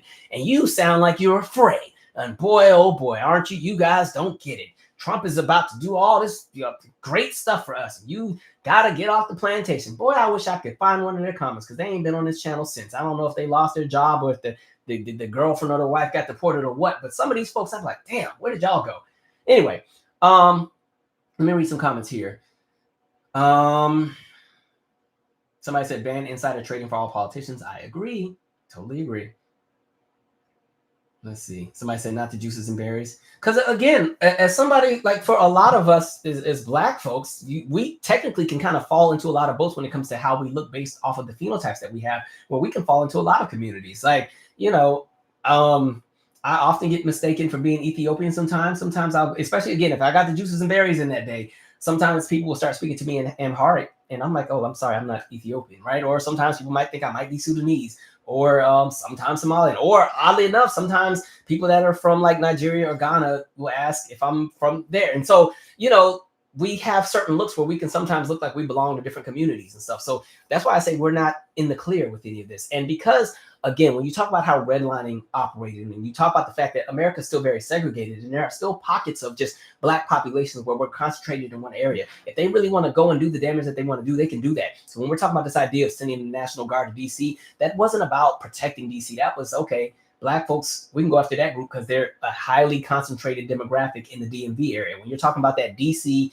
PG County, Montgomery County, Fairfax County, Arlington County, Prince William County, Loudoun County, Charles County, all that region there, that's a huge segment of Black folks concentrated everywhere. So yeah, we can go and talk about how the crime is so out of control and we gotta get stuff under control there. So let's do what we gotta do. Like, nobody is exempt from white vengeance at the moment. And I need people to realize, I don't care how many degrees you have, I don't care how well you can speak, none of that matters.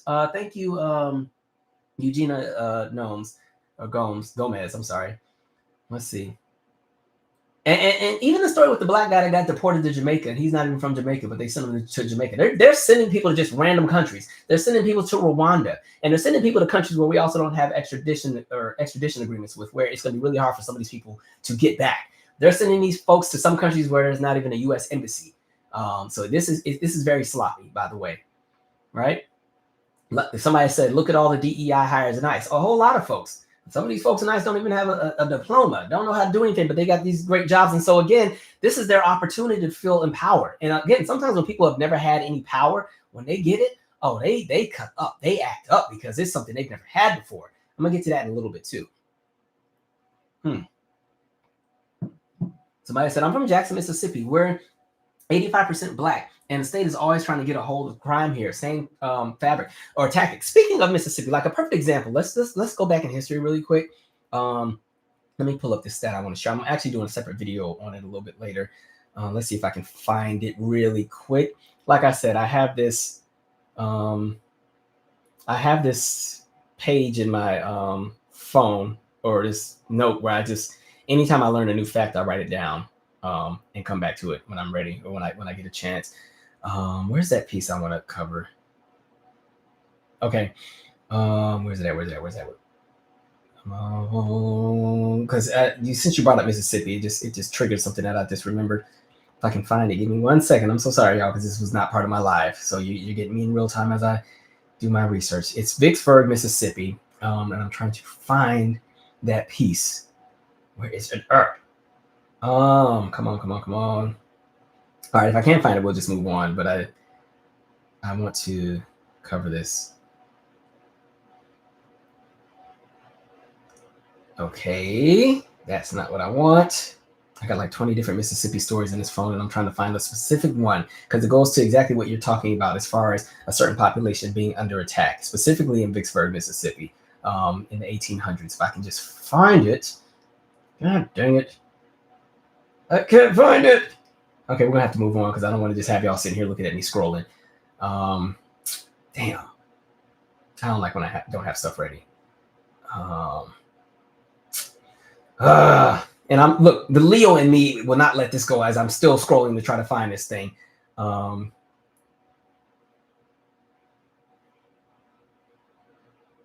right, I'm gonna let it go. All right, either way, I'll come back to it. Sorry, guys, but yeah, there's, when I find it, I'll report on it. But there's a whole story. I'm not letting this go. I'm sorry. I'm gonna find this. Where is that story? Because it was a massacre. Let me just type in massacre. Maybe that'll help. All right, let's see which one. Oh God, so many that I've researched on here. That's not the massacre I want. God dang it, man. Okay, I can't. We got to keep moving. I'll find it later. It'll come back to me. Somebody just remind me at some point to look this up at some point. Wait, did I find it? I think I found. No, that's Dallas. Okay. Just know there's a story of white folks being white folks and terrorizing a black community and trying to pretty much purge out that population. So there's always been a thing happening, right? Okay, I want to get to this next girl, Valentina Gomez. All right. So before I get into my 2 cents here, let's just go to Valentina Gomez. Now, I've talked about her a few times. Now, she is an individual who, first, let's just go to the article. I've talked about her sometimes. Who is Valentina Gomez? Now, initially, she was running for Secretary of State in Missouri back a while. And so I think we first addressed her because she started talking about Juneteenth at one point. And so let's see, in the video posted, she called it the most wretched holiday, notably in 2021, President Biden. Okay, we know about the federal holiday. So in this thing here, Missouri Republican Valentina Gomez, known for making headlines with her controversial campaigns, did it again with a video on Juneteenth holiday. In the video posted on social media, the self-proclaimed Trump supporter asked Black people to leave the U.S. if they don't like the country. Gomez, 25, she's now 26, is a GOP candidate for Secretary of State position in Missouri. Blah, blah, blah. And so, let's see, her campaign videos feature alleged homophobic slurs. She had famously posted a video setting fire to on a library section containing books about the LGBTQ community. Back in May, she doubled down on it when she shared a video of herself running through the Solar District in St. Louis, Missouri. Let's see. Where's that piece I want? Here we go. In a video posted on Juneteenth, she called it the most wretched holiday in the U.S. Let's see. She said, reparations, slavery, and Black victimization is about to be shoved down our throats from the most ratchet holiday in America. Black Lives Matter raised millions, and what did it do for Black lives? She said in her tirade, it's outrageous to see people asking for reparations even though they never went through slavery. These ungrateful people should be celebrating because they were born in the greatest nation ever to exist. Here's a tip. If you don't like America, kindly get the F out, she added, right? So that's kind of her thing. So anyway, getting to her, she loses her election, of course, right? She only gets 7.4% of the vote.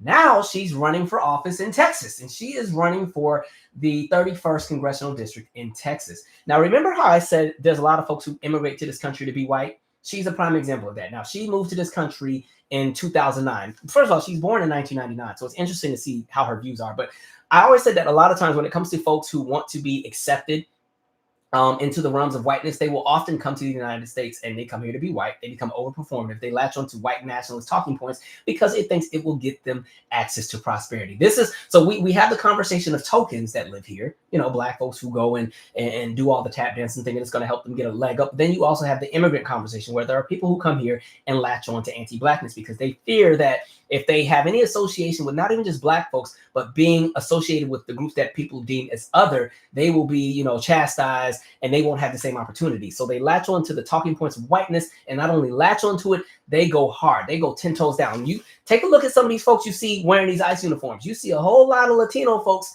working for ICE. You see a whole lot of folks that belong to some of these very communities that are being snatched up that belong to ICE, right? They snatching up their own people. And what's interesting is a lot of these folks are only 1 or 2 generations removed from like coming to the US. So this really is their own community that they're working against. But again, she is somebody who has to overcompensate because she recognizes that if she plays into the role that people expect of her, that she falls into that other box, which is why she moves the way she moves. So I want to go to a clip just to kind of highlight just how out of pocket this lady is. Let's go to this clip here. All right. Let me make sure I got the sound up.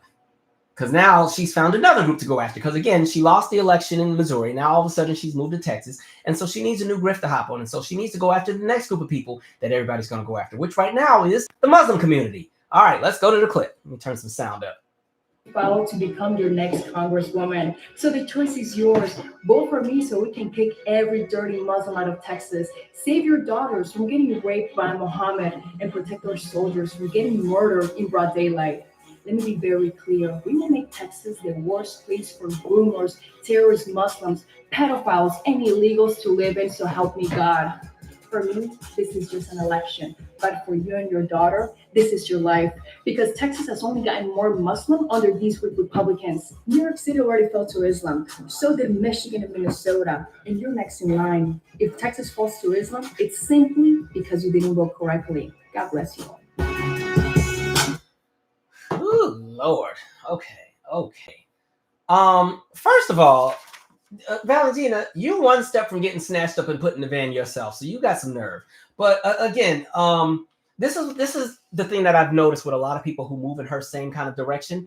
They never have any actual policy. Their campaign and everything that they do, it comes from specifically just a place of hatred where they build their entire platform on, again, using those white nationalists and anti-Black and anti-everything talking points, thinking it's going to give them a come up. She clearly is uneducated. She doesn't know the history of the United States. She doesn't know how politics works in the United States, but she does know how whiteness works, and she tries to use it to her advantage. Now, what works against her is when it comes to that conversation of immigration and it comes to that conversation of people who try to rebrand themselves as white, what works against her, unfortunately, is she has that thick-ass accent. She is never going to be accepted by white America. They will let her do their bidding, but they will not even put her in the door, which is exactly why she couldn't attain more than 7.4% of the vote when she tried to run for Secretary of State. Because again, think of Secretary of State and what that position means. That's the person who pretty much is going to enforce a lot of the laws and dictate what it is that people are going to be doing outside of what the governor does. White folks are not about to let somebody like a Valentina Gomez, who just got here a few years ago, tell them what to do,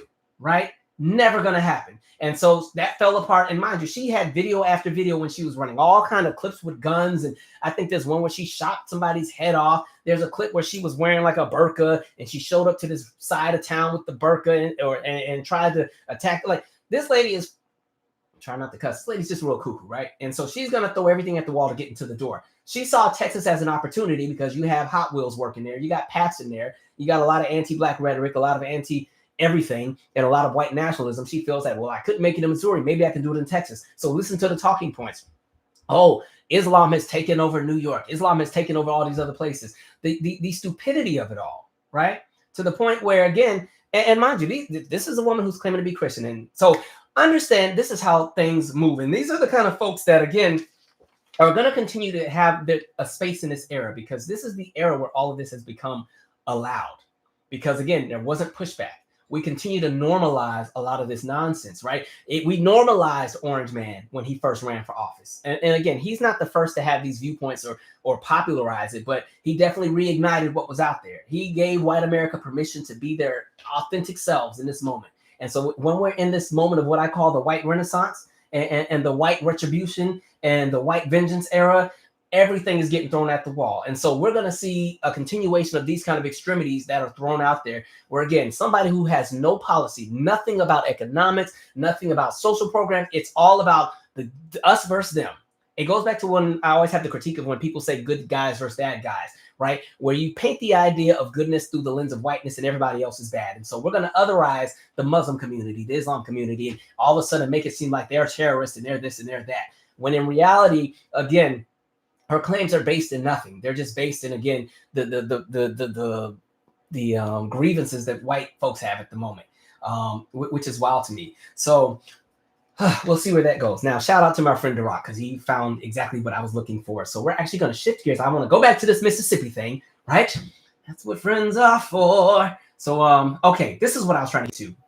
December 7th, 1874, Vicksburg massacre. And it's crazy because this is actually where a lot of my family is from that lives in Mississippi. A lot of the relatives that I have on my paternal side that are in Mississippi live in Utica and live in Vicksburg. All right. December 7th, 1874, the Reconstruction era, Vicksburg massacre occurred in Mississippi, with estimates ranging from 75 to 300 African Americans killed. Whites attacked the black citizens who had organized to defend Peter Crosby, formerly enslaved and veteran of the Union Army. Crosby had resigned from his elected role as sheriff. All right. Most important, the emergence of the White League and the White Line movement more generally in Louisiana, Mississippi, committed to drawing the racial line in politics and inviting all white men without regard to former party affiliations to unite. The league was first organized, I'm not about to pronounce this right, Opelousas, in late April, and then spread very rapidly. It clearly built on foundations established by the Klan and the Knights of the White Camellia. A Union Army commander regarded the League as the second edition of the White Camellia Campaign of 1868, but was even more directly aligned with the Democratic Party. Indeed, leagues were often little more than local Democratic clubs converted into paramilitary companies. If the Democratic Party is arrayed against the Negro and the Republicans, the Opelousas Courier proclaimed it became a white league, and no one can object to its efficient organization. Let me get to the actual thing here. Okay, let me slow down.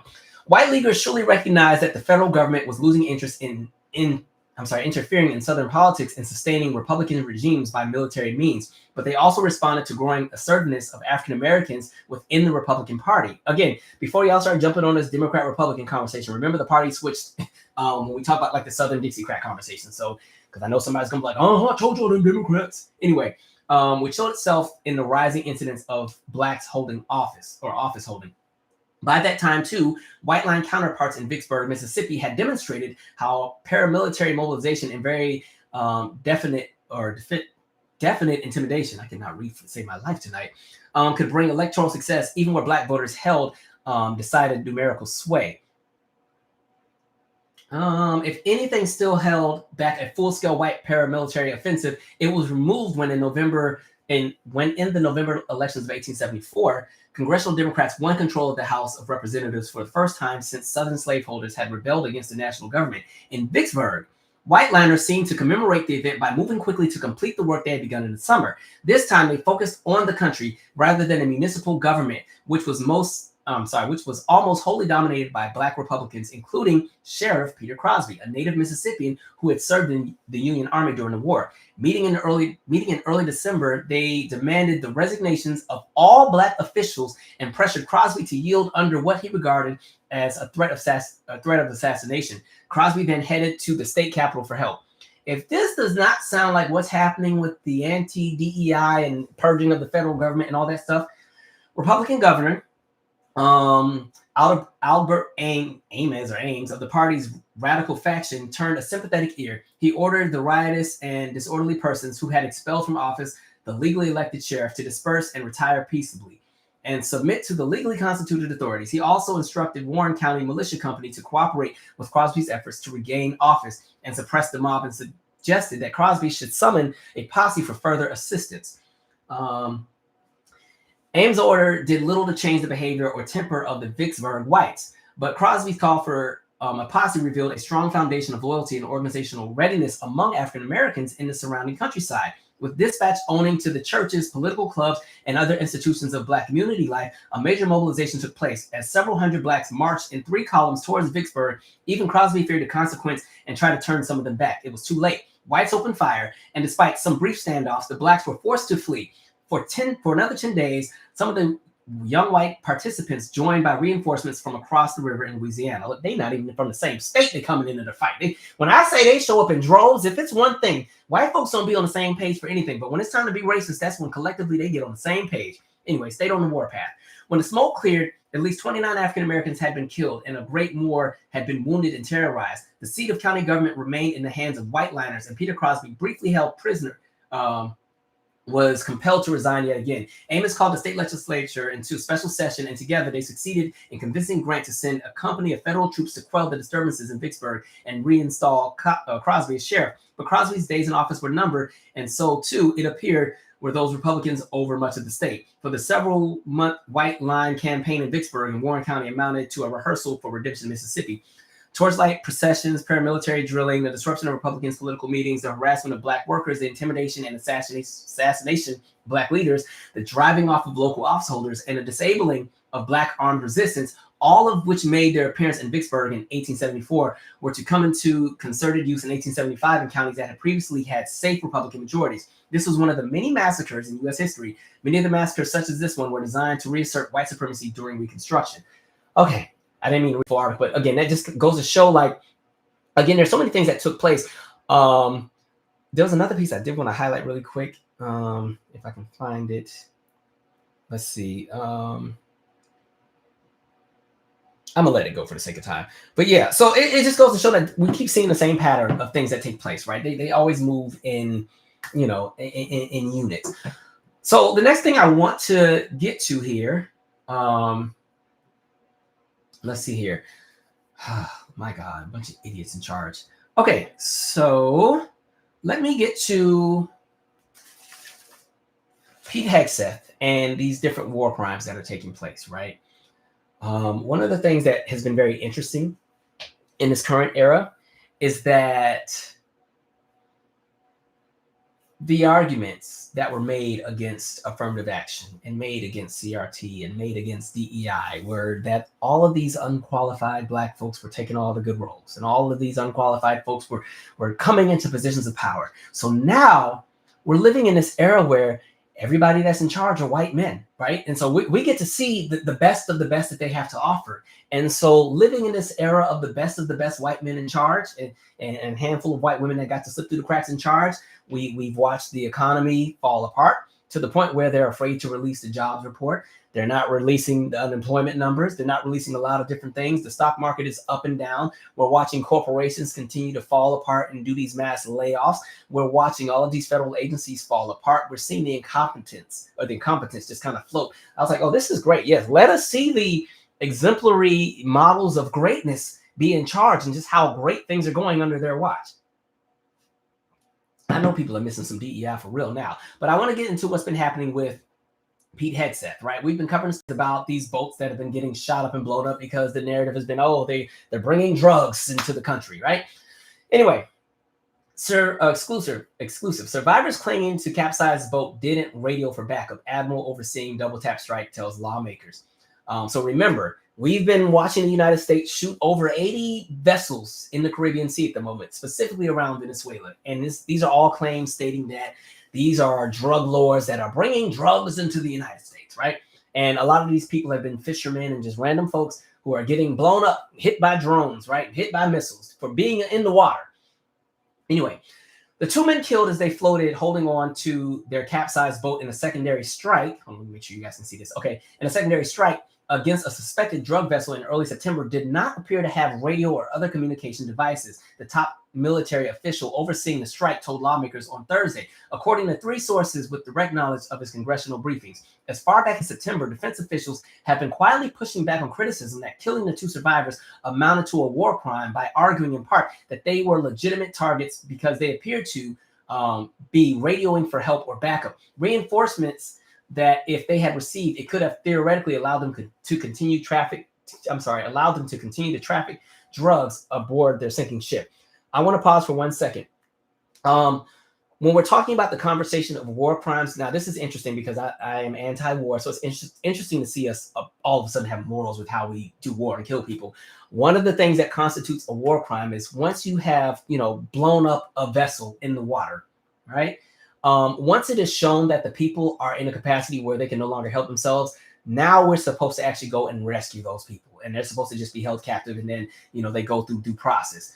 What ended up happening in this situation is there's a boat that was blown up, and you saw the 2 people holding on to what was left of the boat, and the argument was, oh no, they were radioing and walkie-talking for backup, and so we had to blow those people up too. And so that's where all of this conversation is stemming from with regard to Pete Hegseth, because it's coming out that there's been a lot of very out-of-pocket orders being made, and that as these 2 people who were not any kind of militant anything, not tied to any kind of drug anything, these are just random folks who got their boat blown up as they were clinging on to dear life, kind of like Jack at the end of Titanic when him and what's her name are holding on to that piece of wood. They got blown up some more. That's what ended up happening, right?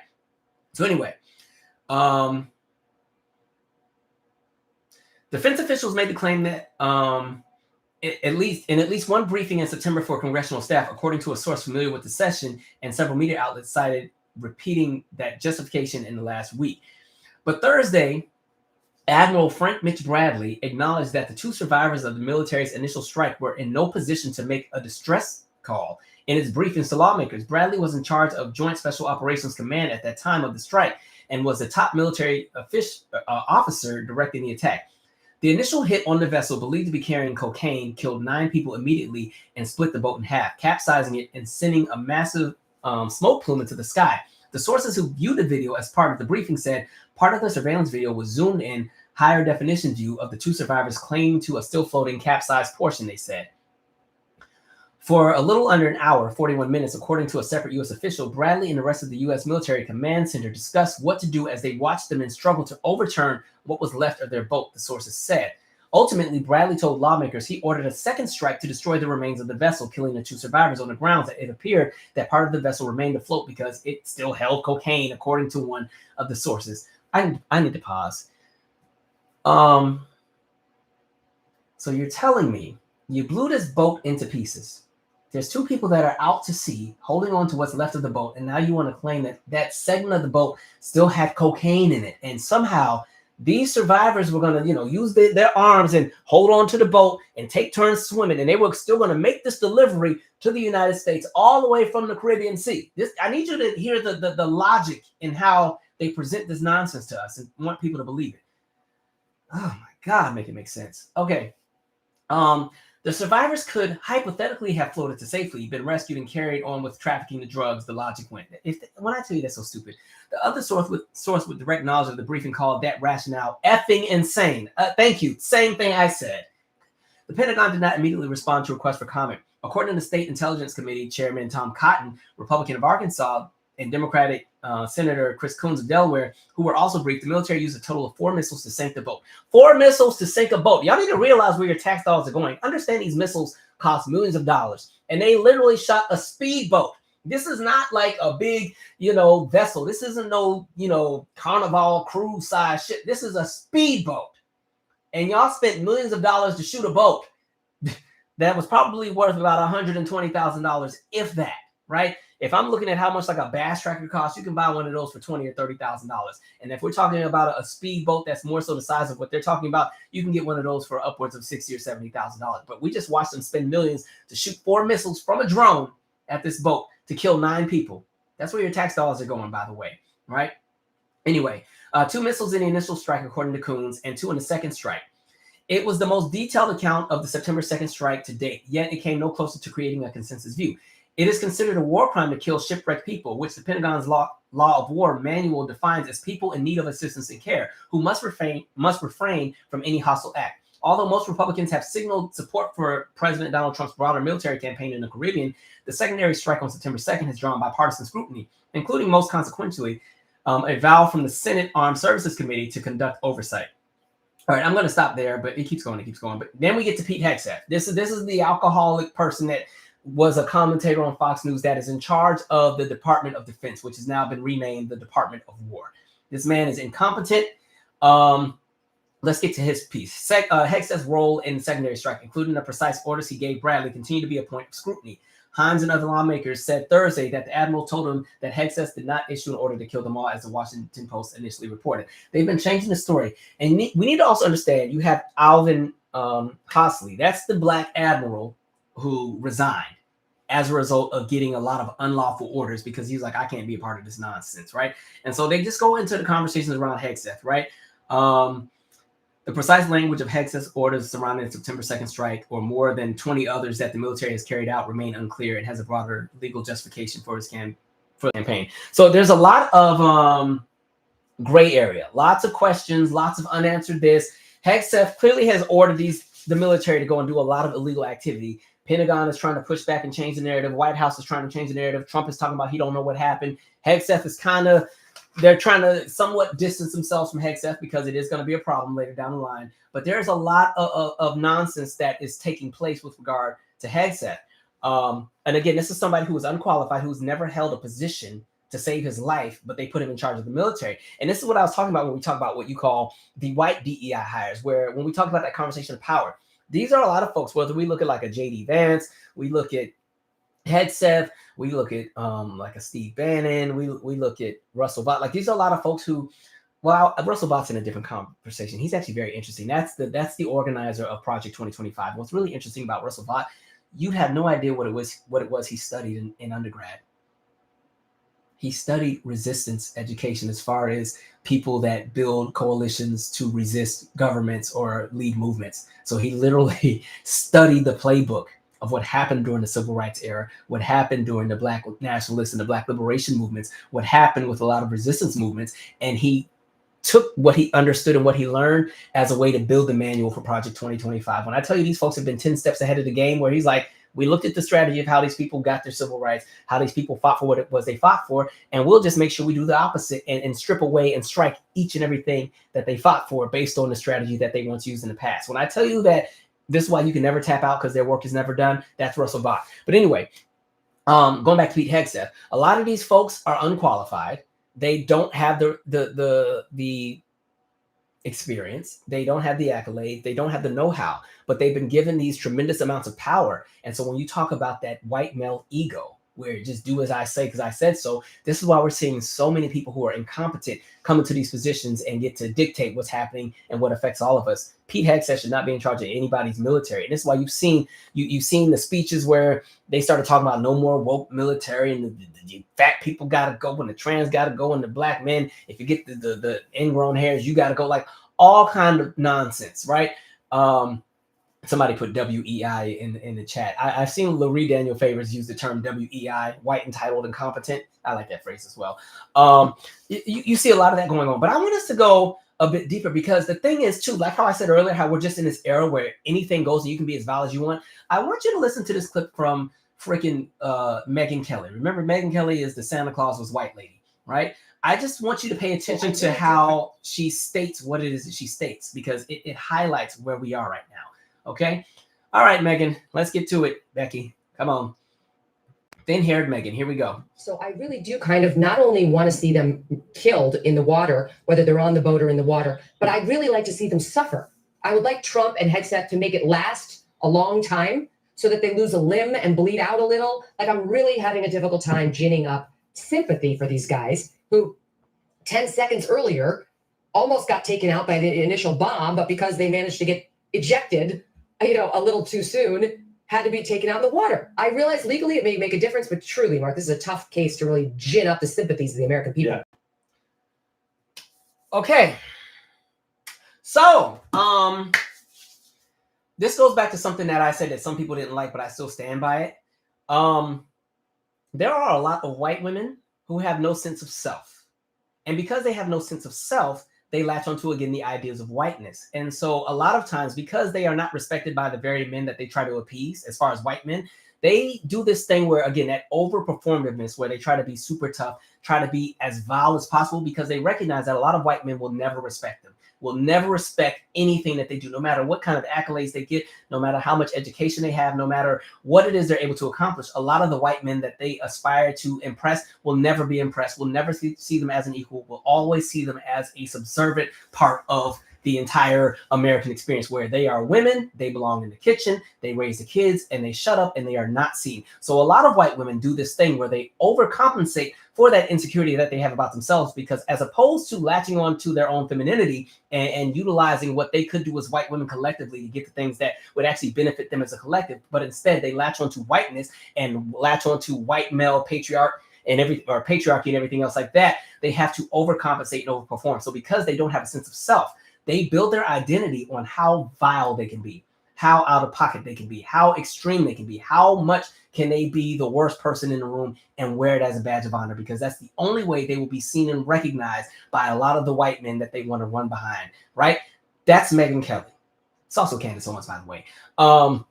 But yeah, that's Megyn Kelly, and that's how they have always moved. And then there's a lot of women that move that way, and it's like a badge of honor. It's the same thing with Carolyn Levitt. It's the same thing with Pam Bondi. It's the same thing with Judge Jeanine Pirro. Look at all the white women who are in the Trump administration and how they move. It's the same thing with the WWE lady that is over education.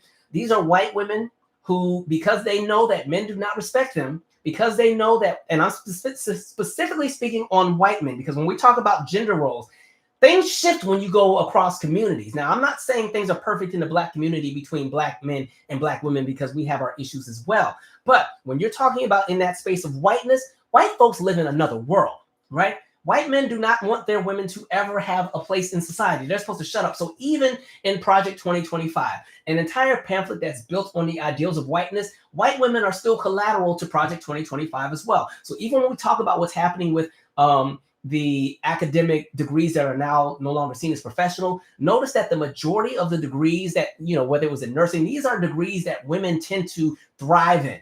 There's a reason for that, in addition to the fact they also see a lot of Black women getting a lot of these positions. So now speech pathology is not seen as a professional degree. Nursing is not seen as a professional degree. The reason that matters is because, again, the Trump administration has put in the order where there is a cap on how much somebody can take out in federal student loans for their degrees. And there's a cap when it comes to professional degrees and degrees that are not deemed as professional. Degrees that are not deemed as professionals, the cap is now $20,000.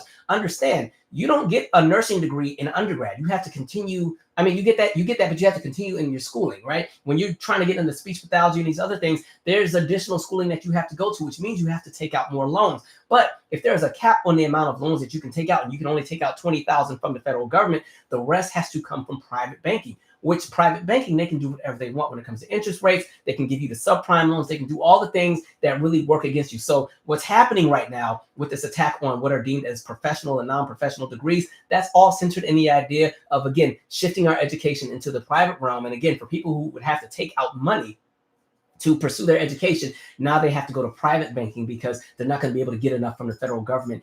In addition to the fact that all these industries, they're trying to privatize all these. But going back to these white women, again, this is what I'm talking about. Somebody like a Megyn Kelly, understand, she got booted from Fox News. The only way that she can stay relevant is by being as out of pocket as possible, right? Think of every white conservative woman that has a platform. Notice that every last one of them move exactly the same way, where they have to put on this super tough skin in order to be respected by the very white men that still will not ever respect them. Megyn Kelly can say all this right now, but if you put her in a room with a Pete Hegseth, he's still going to be calling her all kind of whatever and probably asking to see her boobs once the meeting is over. That's the reality, right? And so it's just very interesting. It's almost like when Megyn McCain used to still be on The View, and she was just irritating as hell, and she always had the worst opinions on everything, and always pushed it as if she was the smartest in the room because she could be the most valid, the most out of pocket, or the least sympathetic. Ann Coulter's another one. Thank you, Andre.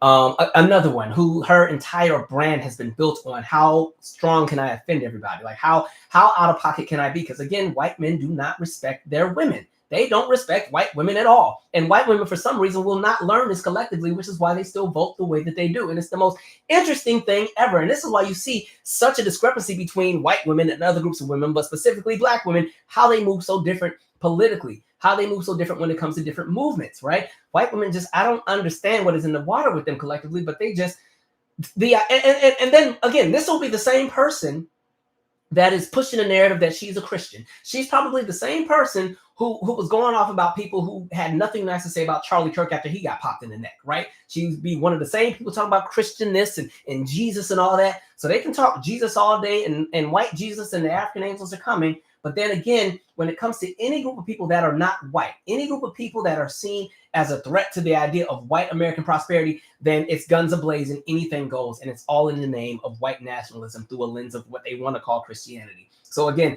it just goes to show you how things move. And we already know why there's an obsession with wanting to go to Venezuela. We talked about this a few lives ago. Venezuela has 18% of the world's oil. That's the only reason we're going over there. This narrative of, oh, they're bringing drugs into the U.S., that's never been a real thing. And again, drug trafficking has never been an offense punishable by death. So why is this all of a sudden becoming a thing? Because if that's the reality, a lot of Trump's friends should be in the electric chair right now. A lot of the people in Congress with these cocaine habits, their dealers should be in the electric chair if that's how we're moving, right? And again, there's also no proof of a lot of these things that they're claiming. And so you're just seeing a lot of what's happening. And it's not just Venezuela. We've seen Venezuela. We've seen the conversation where now all of a sudden they want to worry about what's happening in Nigeria. But even with the Congo, and they're not even hiding it anymore. Can I go to this next clip that I want to talk about? Give me 1 second. Let me share this next clip. Because again, at this point, I'm going to say my point after I play the clip. So let me say clip first. The United States is also signing our own bilateral agreements with the Congo and Rwanda that will unlock new opportunities for the United States to access critical minerals and provide economic benefits for everybody. And we'll be involved with sending some of our biggest and greatest companies over to the two countries. And we're going to take out some of the rare earth and take out some of the assets and pay, and everybody's going to make a lot of money. Okay, here's the reality. The United States was late to the party, right? While the United States spent so much time, well, there's a few ways we can approach this. Let me start with how they're late to the party. The scramble for Africa has been going on since 1884, right? Since the Berlin Conference of 1884, Europe showed up, split Africa into all these different spaces, and they colonized and took the bits and pieces that they wanted to take. But then there was the recolonizing of Africa that took place after the 1990s, where, China, one of the first countries to swarm in. China made all these infrastructure deals with a lot of countries. One of the infrastructure deals was in Ghana. They had a $3 billion infrastructure deal where it was like, okay, we'll give you $3 billion to enhance your roads and in some of your buildings. Just let us mine your gold, right? China gets in there. They've been mining the gold, and then they started taking over other things. Some of the people that were in the government in Ghana became very compromised, and China has been able to lock in with Ghana, and they've been able to lock in with a lot of countries. And India is doing the same thing. And so when we talk about industry, when we talk about cobalt that's used in our iPhones and out of all of the gadgets, all these different countries and stuff have just been swarming in to the countries that exist in Africa, right? On top of what was already happening with the European countries that still either had treaties from the 1800s and 1900s. I've done the story on what happened with Haiti. Haiti is not in Africa. We're talking about the Caribbean, but how we always give a lot of smoke to France with what happened to Haiti, but the United States also took over Haiti's banking system. Like, the United States has their hand in a lot of stuff, and so is Europe. But when it comes to the continent of Africa, the United States was a little delayed in getting on board because they were so busy exploiting South and Central America, right? So at the same time, because 30 years has passed and the United States has not really invested in its own people, the United States has cut back on the education of its own people, has cut back in our well-being, has cut back on our healthcare, has cut back on infrastructure, has cut back on progress, because any element of progress that benefits people who are not white is seen as a problem, and then it ends up getting gutted. The United States is regressing as a country.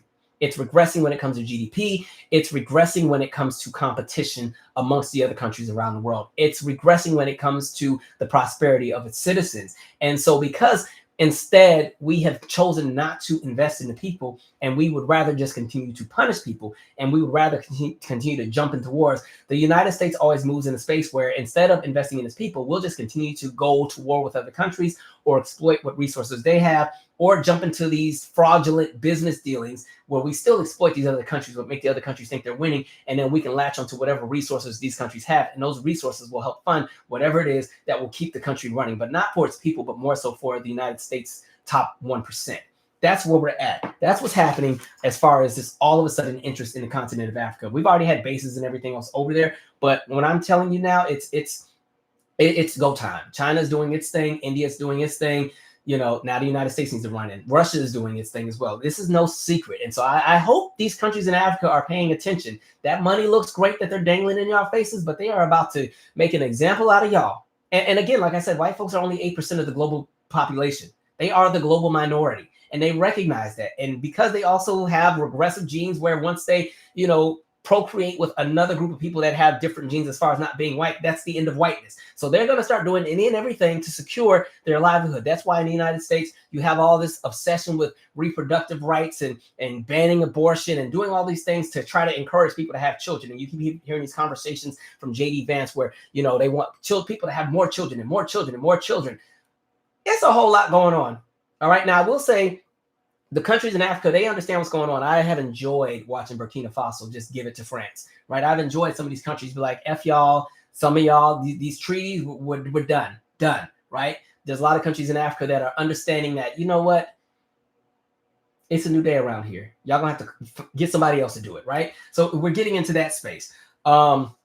But yeah, you're going to see a lot of things. And so for the United States, some of these countries are not just going to go willingly and just give us their resources, which is why the United States is going to start jumping into, oh, they're trafficking drugs in the United States. And then they're going to also get pundits who will go and throw out these narratives to try to get the people on board. I want to go to another clip because when we talk about tokens getting spent, here's another perfect example of another token who, again, will spew out the narratives if it means that it's going to be a come up for them. And again, it supports the idea that there's all these different places that are doing whatever because they need to get American citizens on board with us going and blowing up people in the Caribbean, with us going and possibly starting a war in Nigeria, going and starting a war in Venezuela, going and having a military presence in other parts of the Caribbean or Central and South America, or possibly on the continent of Africa. You need people to buy in, and you need the media to do the job for them. All right, let's go to this clip. Here's another example of a token just talking some nonsense.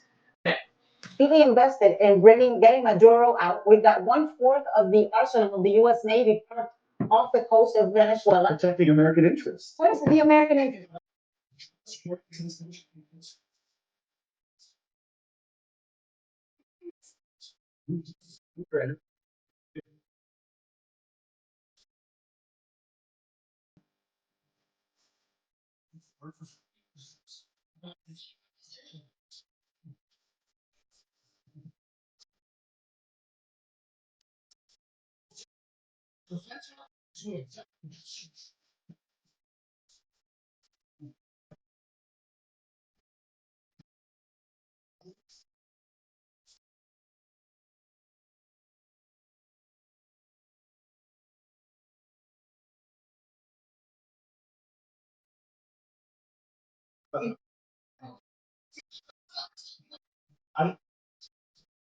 You just mixed up a whole bunch of stuff there. No, I didn't.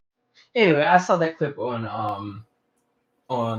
Threads because, you know, I don't do CNN anymore. By the way, I told you this is why I don't like that Abby Phillips show. I want to like Abby Phillips, but again, she constantly, and I don't know if it's her or the producers, but they constantly bring nonsense on their show. And so when you put those narratives out there and you continue to platform people who just spew anything out there, this is what we get.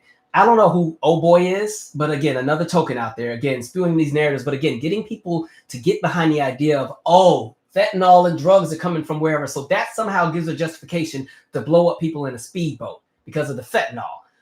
And as if we are not the country responsible for the Iran-Contra and getting all that crack and stuff in the United States and dropped off in the neighborhoods. It's a bunch of nonsense, right? But there are people who are willing to do the vying, right? And this is why one of the reasons why I say even with the news media you consume, be very careful, because even though that is being presented as, oh, it's healthy conversation and hearing both sides. No, it's propaganda, right? It's propaganda. When the message gets out there enough, even when you're combating it, it does the job that it needs to do, because there's a pocket of this population that wants to believe that there are drugs coming from Venezuela, or that there are drugs coming from all these different places, and that everybody who is not a white American for some reason has it out for the United States, and everybody hates American freedom and wants to take away the freedom. Like when you hear the talking points that always come out, they hate our freedom. They want to take our freedom. They want what we have. They're coming across the border. When you heard old boy saying these different things, oh, well, we closed the border, that's why the fentanyl is not coming in anymore. Anything to push this narrative, right? That's where we're at. And so it's like they continue to do this nonsense. So that's why when it comes to Abby Phillips, I'm like, Abby, why do you have these MFers on your show? But the reality is, if you didn't have them on her show, she wouldn't have a show, because CNN wouldn't see her as a viable enough lead to carry a show. Notice that in mainstream media, a lot of the Black voices have been removed, right? A lot of the folks who at some point, even if I didn't agree with them 100% of the time, but they normally were on it, you don't see them on these networks anymore. The way they just keep flushing these people out, they let Abby have her show because her show can be chaotic. Think about I don't know the white dude's name, but every time I see on Threads like a clip, it's this white dude. I don't know his name, but he's always out there just saying any and everything. And I mean, they give him 4 or 5 minutes to just spew all this nonsense all night, all day. And then what kills me about her is, she doesn't want to jump into the angry Black woman trope. So she does this very tranquil, calm, and relaxed demeanor. And so while these people are spewing out all this hatred and all of these things that are wrong and all of this bad information and disinformation, she stays in this same kind of space where, no, we're not going to do that. And the other people are just going at it, blah, blah, blah, and the Mexicans and the Blacks and the this and so it's like, you don't even have control of your show. Thank you. It's Scott Jennings. That's that white man's name. And don't let me catch him on the street. If you ever see that I've been arrested, it's because I caught one of these people on the street. It's on site with a few of these folks. And so it's just like, I don't get it. Why platform certain folks? Even on this channel, I'm careful sometimes with some of the subject matter I'll cover, because I'm like, there's certain things I don't want to give legs to. And so I try to be careful with how much stuff we present here. But I don't know. I'm over it. But anyway, I say all that to say it's a lot of shenanigans going on here. And it will only continue to get worse. What's happening in Venezuela, and this is scary because I feel like for people in the Caribbean, for a lot of the folks, this is how they make their living. These are a lot of fishermen. When you're talking about the coast, and again, understand Trinidad and Tobago is not very far from Venezuela. Let me pull up a map here while we're at it. We'll have a geography lesson too, because Trinidad and Tobago is not too far off the coast of Venezuela. Understand that even fishermen from Trinidad and Tobago are going to be kind of nervous because these spaces where these boats and stuff are just being blown up. Right. Let's pull that. I need this to be a good map. Give me a good one. I need a good one. Okay, let's do this. Not now. All right. Let me share my screen. I'm going so far off my script, but it's okay. We'll just be in the moment. To the moment. It's a song of mine, by the way. All right. So if we look at, let me make sure you guys can see me. Okay. So if we're looking at the Caribbean, right? We have Venezuela right here. Look right here. What is right next to Venezuela? Because again, all this is Venezuela right here. What are these two islands right here? Trinidad and Tobago. Please understand, one of the largest markets for Trinidad and Tobago is fishing and sea life, right? And so again, there's a danger for even the residents of Trinidad and Tobago for fishermen. Same thing with Grenada, right? All of these places, St. Vincent and the Grenadines, right? These areas in the Caribbean, Aruba, which is on this other side. There's a danger for people that are from a place like Aruba, right? When we're talking, and mind you, these are islands of Black folks. Barbados ain't too far off, right? Now I'm thinking of the Rihanna song, but I'm from the left side of an island, Mother Mary, right? St. Lucia, all these spots are not too far off the coast of Venezuela. And so please understand that there's a possibility that folks that are from these specific countries right here, unfortunately, are going to become collateral to the nonsense that the United States is trying to do right here. We right now have tons of fleets and ships in the Caribbean Sea right now, just waiting for the order.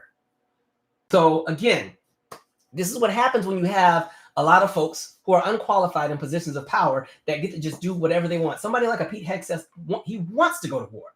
He wants to go and do a bunch of different things. I'm not sure the reasoning why, but again, there's a lot of white folks who get off on violence. Like this is their thing. This is what they love. This is what they think defines who they are as people. This is how they feel that they can be powerful, right? And so that's why I'm kind of like, okay, be careful. Folks are trying to be like, none of this affects me, or I'm just chilling. Some of y'all be going on these cruises in the summer. Who's to say that there's not going to be some incident where there's bad intel, and before you know it, one of them Carnival cruise ships gets hit on accident. I'm not trying to put that in the universe, but that's the reality at this point. When you got a bunch of crazy white men who got their hand on the clip and got their fingers on the nuclear codes, it's time to be for real out here, okay? I'm going to pause and read some comments. Megyn Kelly, no, she tried it. What up, Tari and Rain Reloaded? Check out his channel too, because he be giving it to folks, and he's a lot more consistent than I am, because he got videos like every day. So definitely check out his channel. Let me see. Somebody said, "Hey, I'm hard. Most people ask if I speak Ethiopian." Oh yes, yeah. Listen, I was the geography B champ in 5th grade. Okay, but I didn't get to. And when I was in elementary, when you had the geography B championship, if you won, because that was when the geography Bs were sponsored by National Geographic nationally, but I couldn't go to the next round because this is when I lived in Italy, and yeah, there just wasn't any money for me to get to the United States to make it to the next round. Like, so when it comes to geography and that kind of stuff, that was my bailiwick. Okay, I love global everything. Like I said, I see the world through a global lens. Hey Calvin, when are we getting another podcast episode? Comedically Hard-Headed episode comes out on the 16th. I think that's a Tuesday, I believe. All right. Oh, thank you, Forever D33. Yes, Vicksburg Massacre of 1874. That was what I was looking for at the time. Let's see. Let's see.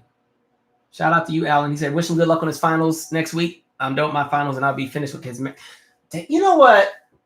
I feel like I've grown up with some of you guys. I remember when Alan started college. I'm talking undergrad. Alan is now about to get his master's. Like, can I just say I love this channel, right? I love that this channel has become its own collective community. I always notice too sometimes, like when I see the chat and I'll see people in the chat that recognize other folks and they're having their own like conversations and chopping it up. And then you'll go on other people's channels, because I see like a lot of folks that are on this channel, on some of the other channels that I watch and conversing. I love all of that. So good luck to you, Alan. Kudos to that. Love it. You love to see it. Let's see. Somebody said, oh my God, she's Colombian. Isn't that the country with the donkey issue? The fact that she's from Colombia, another, not to go there, but that's a country that got a bunch of issues with drugs. Like, Valentina is one step away. And I'm trying to not be evil, but there's something inside of me that just wants to see her get snatched up by ICE. That's a horrible thing to say, but some of these folks need to realize you are not a special exception because you can be racist. They are still going to treat you like they treat everybody else. I don't care how white you think you are. They don't see you as a part of that. Like, you're going to learn. Anyway. Let's see. Somebody said Hegseth is a clinical psychopath. He's just crazy. Crazy. Somebody said it's our tax money that's being spent to kill people who have who they have not, no mugshots or pictures for. A mess. My question is, ICE needs to step in. What, I'm sorry. Oh, ICC needs to step in once any of them steps out of the region. There's just so much going on. Oh, that's the international. I forgot what it's called, but I know what you're talking about. What up, Dark Titan X? Somebody says she is just a nasty person, but there's so many white women that move that way. Look at Tommy. What's that lady's name? Tommy Lauren or whatever. How she got on. How a lot of these people get their platform is just spewing out a bunch of nonsense. And they do that because their core audience is not even white women. It's for white men. They're not even doing it for themselves. They're doing it for white men, right? No self-awareness, whatever.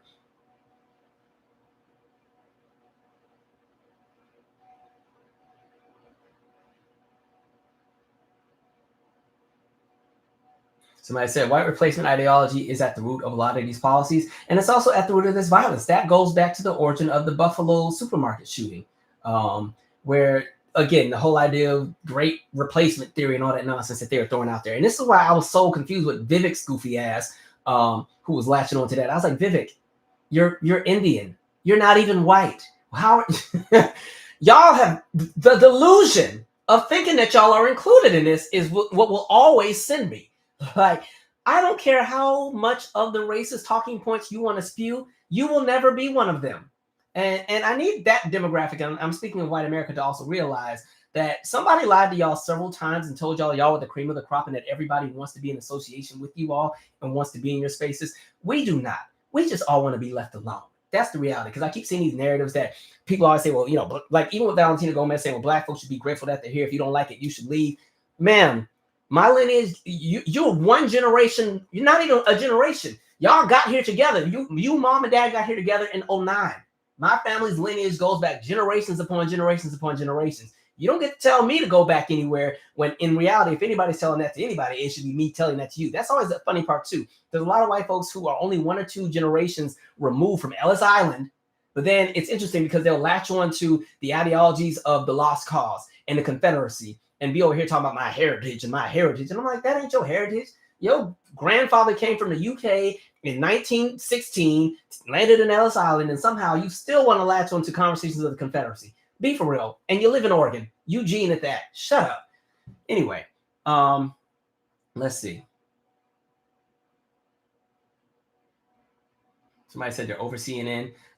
Any of the major news networks I don't deal with. I mean, I will see what's happening on there, but they are not my sources for information at all. They're all compromised. They're all owned by somebody that's a Trump donor to begin with, including what is now MS Now, because, you know, MSNBC has separated themselves from NBC, so now it's MS Now. All of the networks they currently have owners that, again, were Trump donors, and the goal is to shift to the right. MS Now is a little bit different because they still, you know, present a certain way, but there's nope, I ain't buying it. Sorry, can't trust none of y'all. Let's see. Whoever this Terrell, I don't know who this Terrell Destroyer 63 is, but they got deleted from whatever they said, so it must have been something racist, but okay.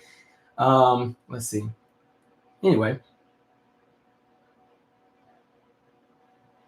Somebody said, damn, what's wrong with Eugene, Oregon? Nothing's wrong with it, but Eugene, Oregon, it's just a perfect example of, you know, there's folks even in a place like Eugene that are latched on to the Confederacy, but their families have no ties to the Confederacy because some of their families, I'm just speaking hypothetically with some of the folks that I've seen that go so hard for the Confederacy, because again, I grew up on the West Coast and sometimes you'd see Confederate flags and I'm like, in Washington State, in Oregon, these places weren't in the Civil War. These states or territories weren't Confederate territories. And again, a lot of these folks who latch onto this, their family didn't even get here until less than 80 years ago. They weren't even around, right? Interesting.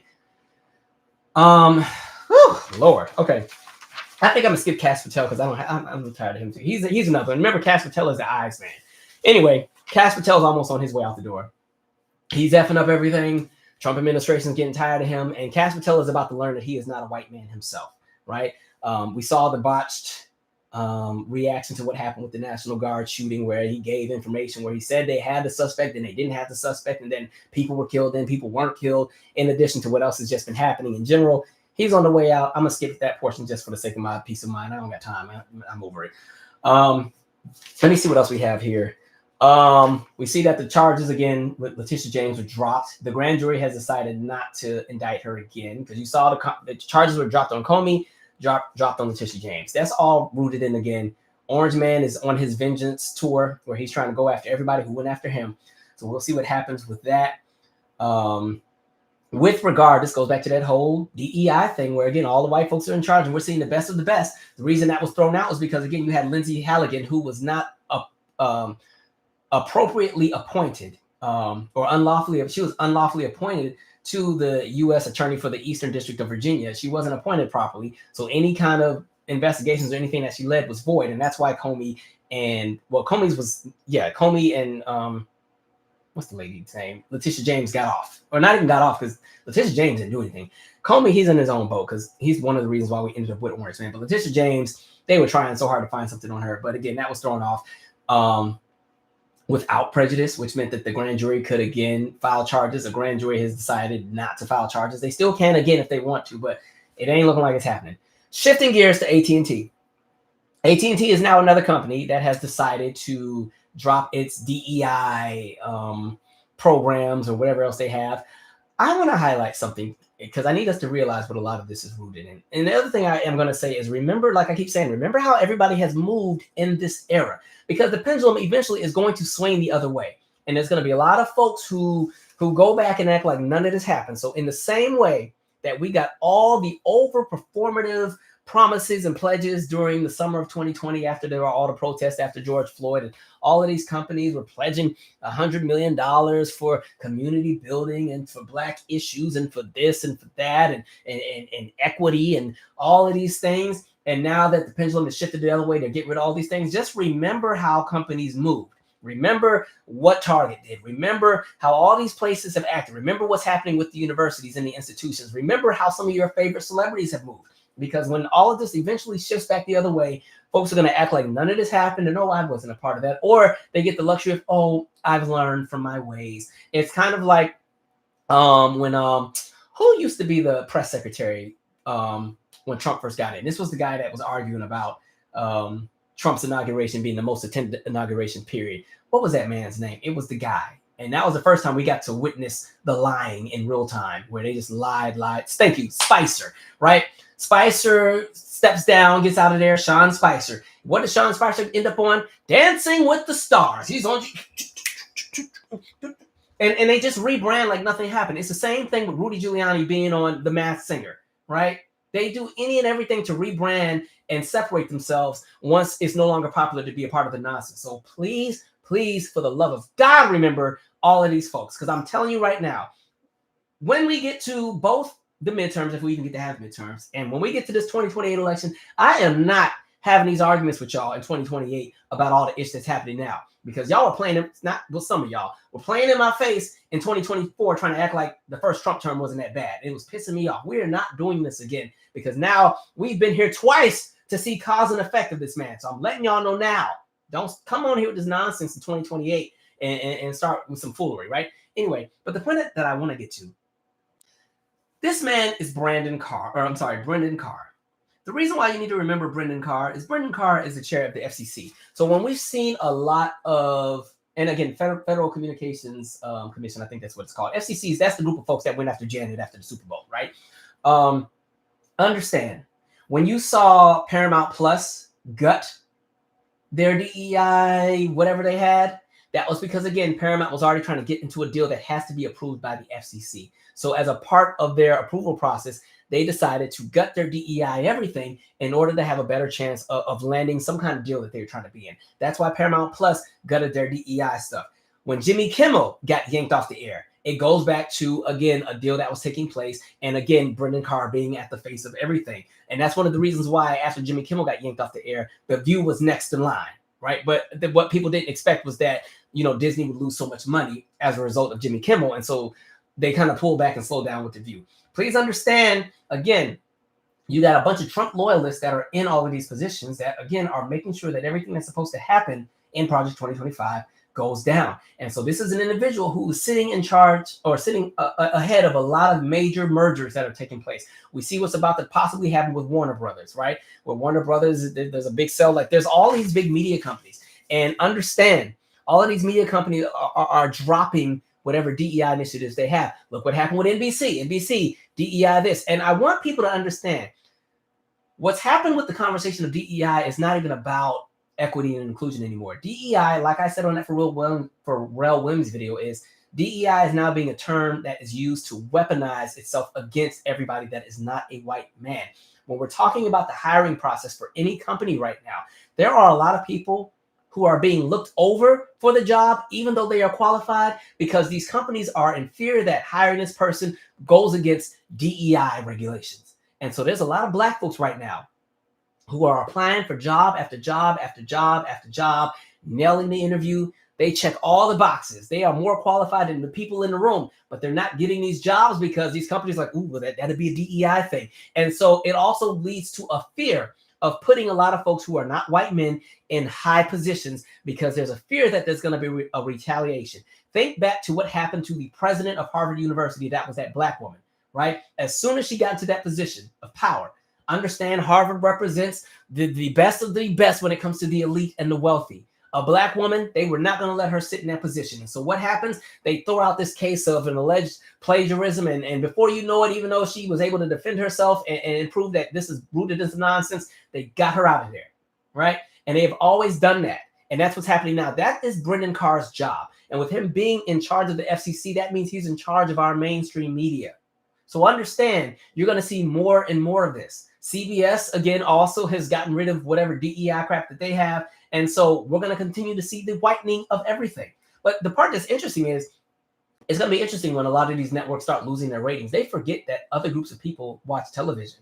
They forget that other groups of people go to the movies. And so you can try to make this white utopia all you want. It's going to fail. Because unfortunately, when you have a demographic of people who have seen themselves as the standard of operation and have not invested in themselves when it comes to education and know-how and becoming culturally astute and understanding how to see the world globally or how to see through different lenses, it limits and it capsizes and it plateaus what it is that they're capable of doing. And that's why a lot of these shows are failing. That's why a lot of these people that are being put in these positions end up having to resign. That's why these companies are faltering, because they don't have qualified people in these positions. Like somebody said, WEI, white, entitled, and incompetent. And that's why you're watching a lot of folks and a lot of companies struggle right now, but they refuse to acknowledge that they're in the wrong. And so they try to double down. So what did Target do? Target said, we got swag bags for y'all, because they don't want to acknowledge that maybe if you just maybe undo what you've done, you might be able to get some leverage back. But at this point, there have been people who haven't shopped at Target in almost a year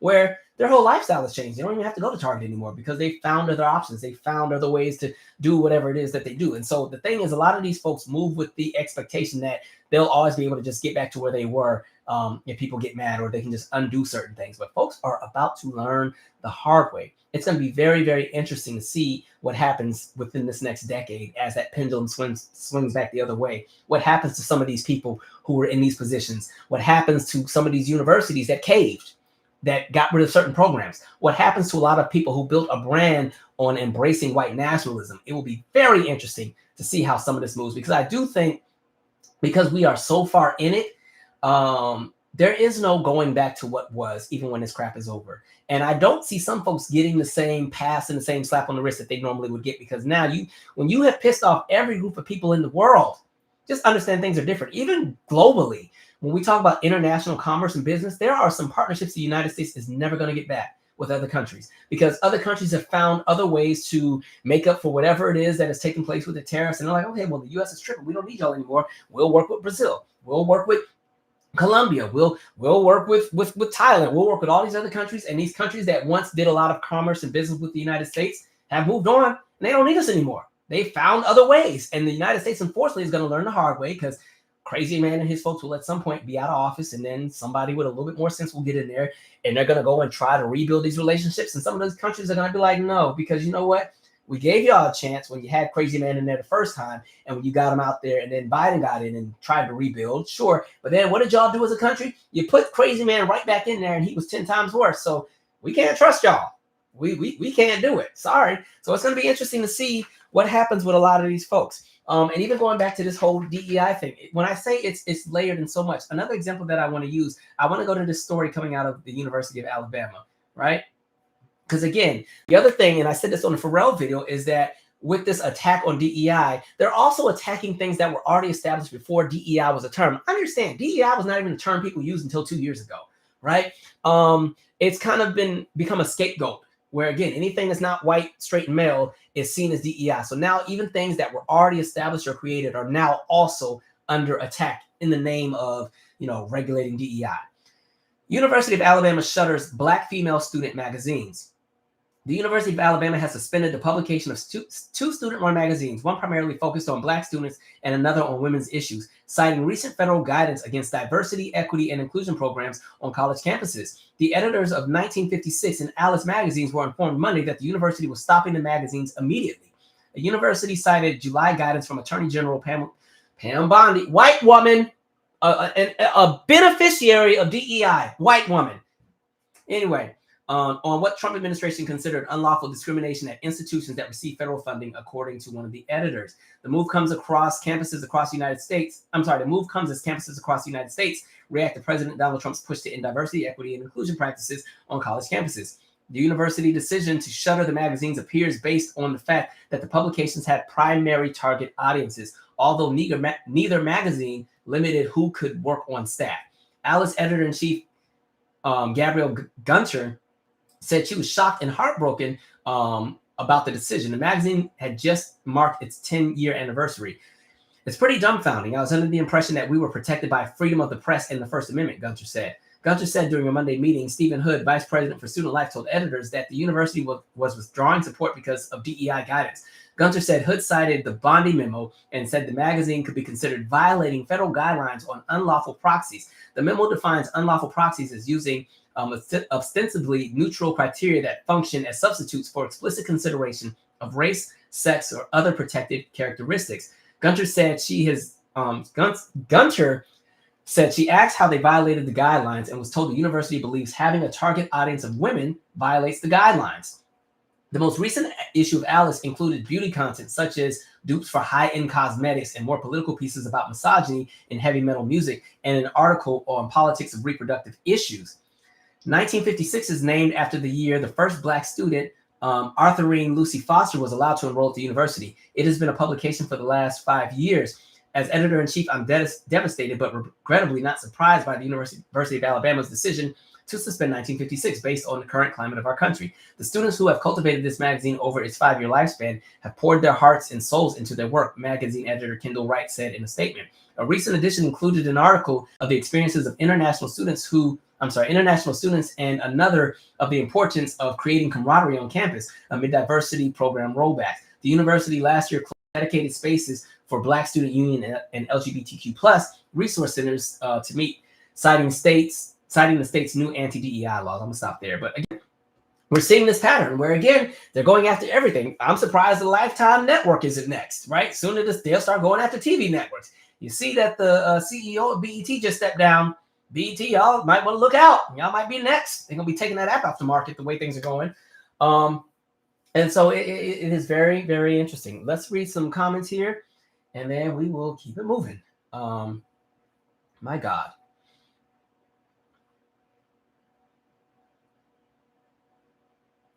Calvin, did you see the Supreme Court case Cox versus Sony that could determine whether access to the internet can be taken away over file sharing?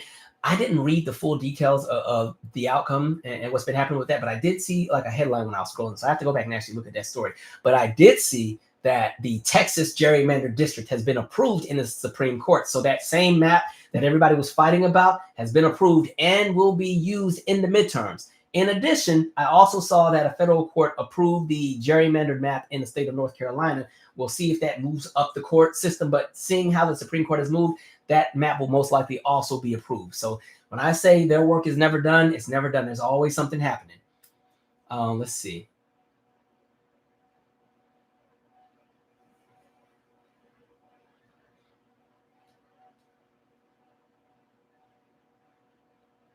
Somebody said, I hate that politics has become entertainment. That was Blissed Out 5859. And I think that's in response to the CNN clip. Yeah, the politics and how this has been presented, especially in news media, it's almost like entertainment. Like it's just UFC, go for it. Like and mind you, the issues and the things that they're talking about, these are things that affect people's lives, right? It's just a wild time. Let's see here. Somebody said that's who Trump put in his administration. I did see this, DZ 1329. Have you heard about Trump ending dual citizenship? I did see that. And I think I saw, I don't remember what, it was a white woman again, talking about how folks need to be grateful that they're here. And it's a privilege to be here. Again, somebody lied to white folks several times and told them that it's a privilege to be around them. No, y'all are a nuisance. I'm sorry. Y'all irritating. Y'all don't leave people alone. You don't mind your business. You want to intrude on everything. And then when people build stuff, you go and you strip it away, or you burn it out, or you shoot it out, or you lynch it out, or you do whatever. And then you recreate the laws and make it harder for people to rebuild themselves. And then they still rebuild themselves. And you come up with some more laws. And then y'all get behind it collectively and vote for it and strip away some more things and then punish the people and try to find ways to incarcerate people for more things that you deem offensive, even though you do the same thing 10 times over, but paint yourself to be a good person and then latch onto white Jesus. We're over it. Shit. Anyway, let's see.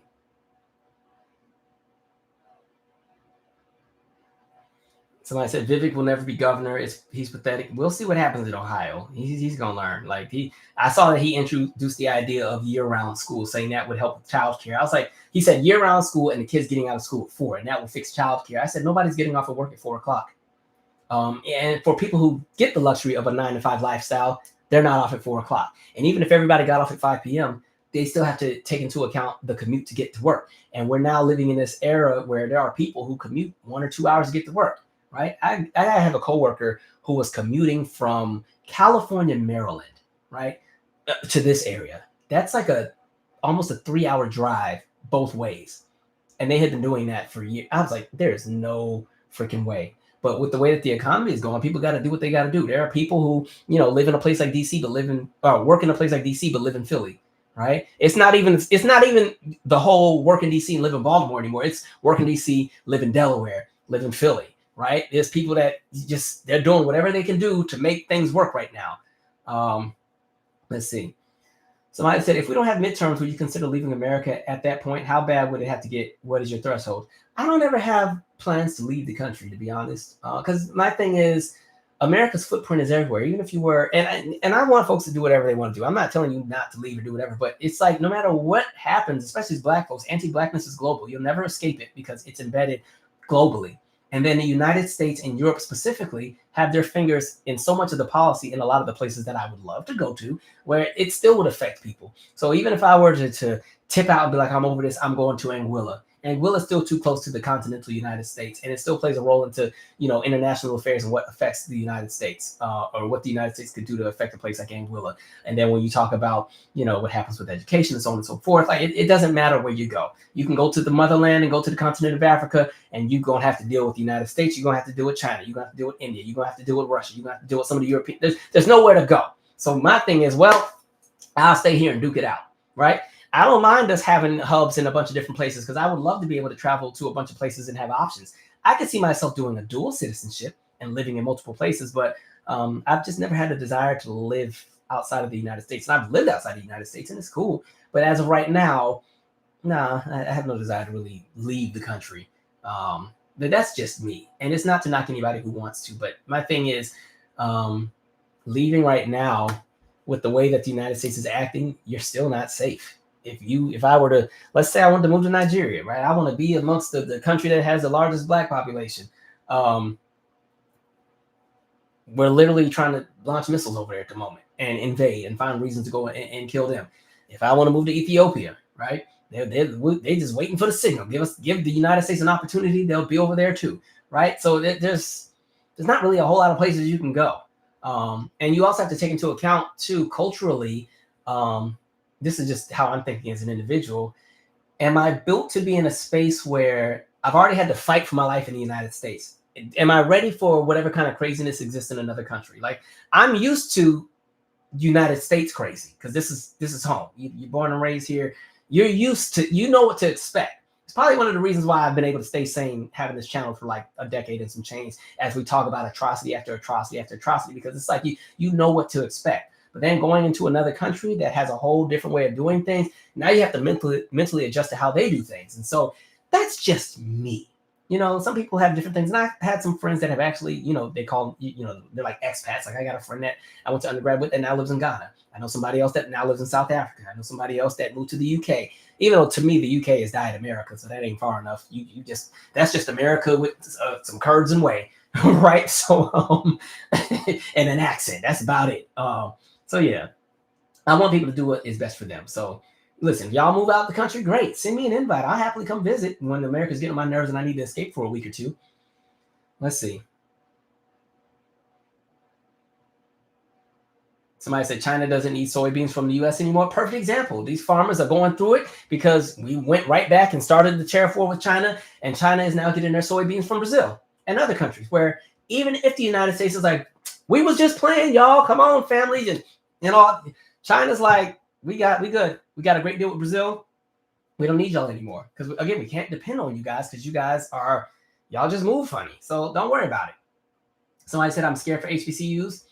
I am too. And it's crazy because they continue to, yeah. You know what I keep thinking about? I keep thinking about Mackenzie Scott. That's Bezos's ex-wife. That's the rich white lady, because there are some white women who, thank God, have some decency, right? Remember, she was mentored by Toni Morrison. And so ever since she divorced the Amazon man, she has just been throwing her money at all of these different causes and organizations. Even the organization that my center was a part of before they was not sent her.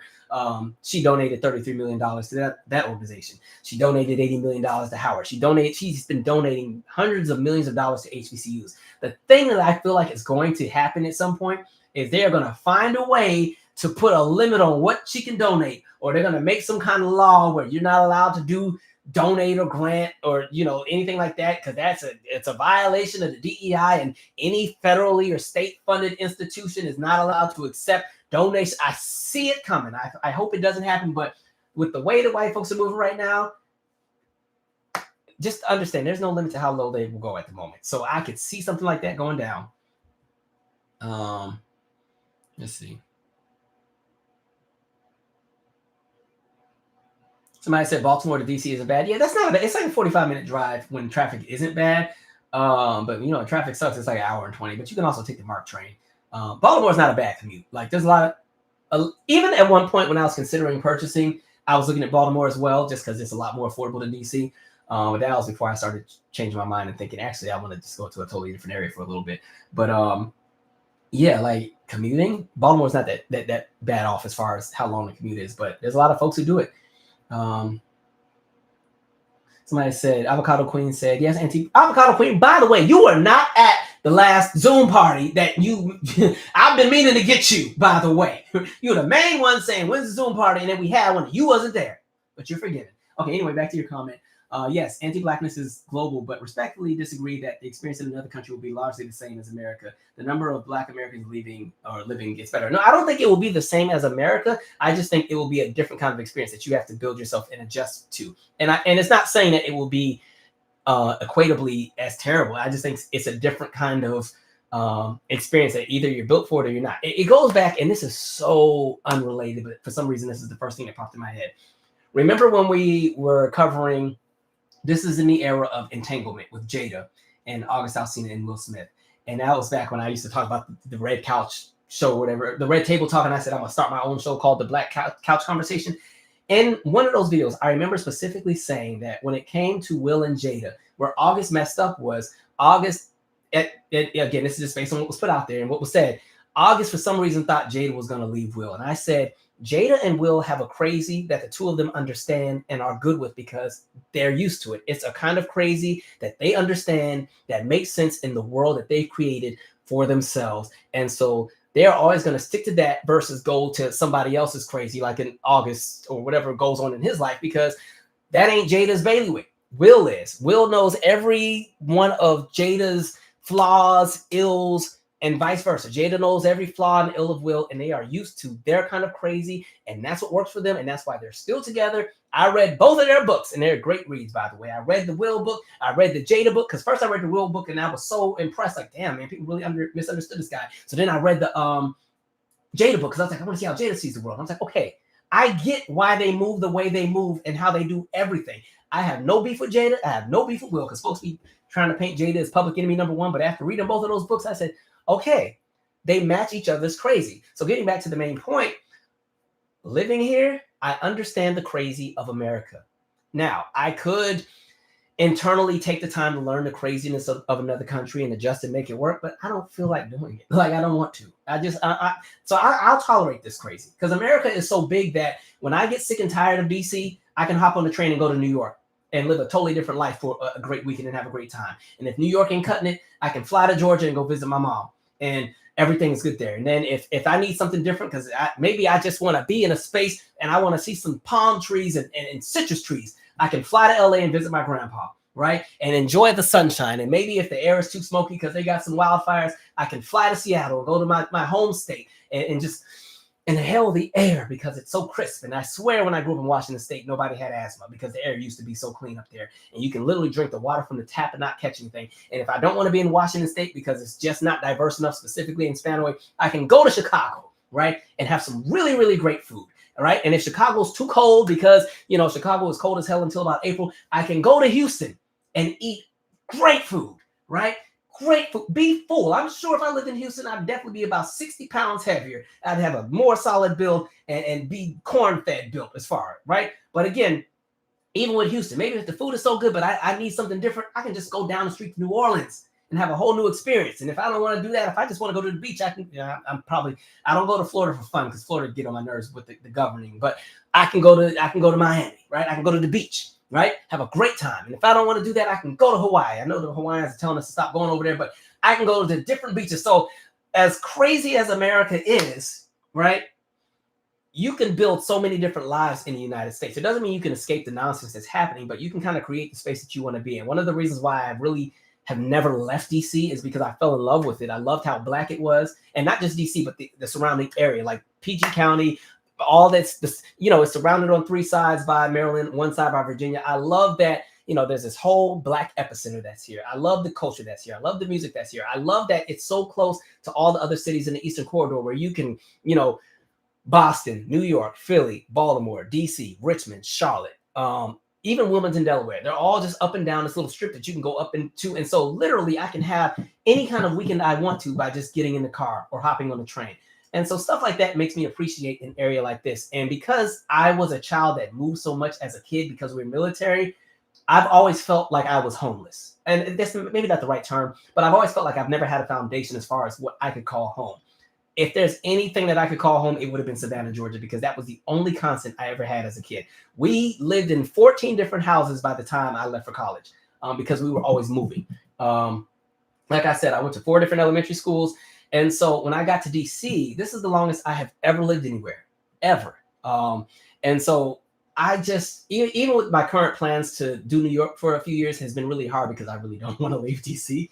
But there's just things I really would like to do. And I'm like, you need to do it now while you still have the leverage and the freedom because you don't have children and you're not married. And so, while you still have a few years left to go run the streets and do whatever, this is the time to go and do it. Because once you settle and start having kids and stuff like that, you won't be able to just up and go to these different cities and do all this. And there won't just be I'm going to wherever to do a show. Or by the way, I just booked the Laugh Factory in LA for a comedy show, but it's not for like a year and some change. So we'll talk about that another time. They're only giving me 3 minutes. I was like, what am I going to do for 3 minutes? Like my comedy is storytelling. Now I got to reapproach my entire comedic style in order to fit into a 3-minute set. But anyway, yeah, so that's just where I'm at, Avocado Queen. But I totally understand people who are like, no, I want to do something different. Because there are people who have left and have made it work for them.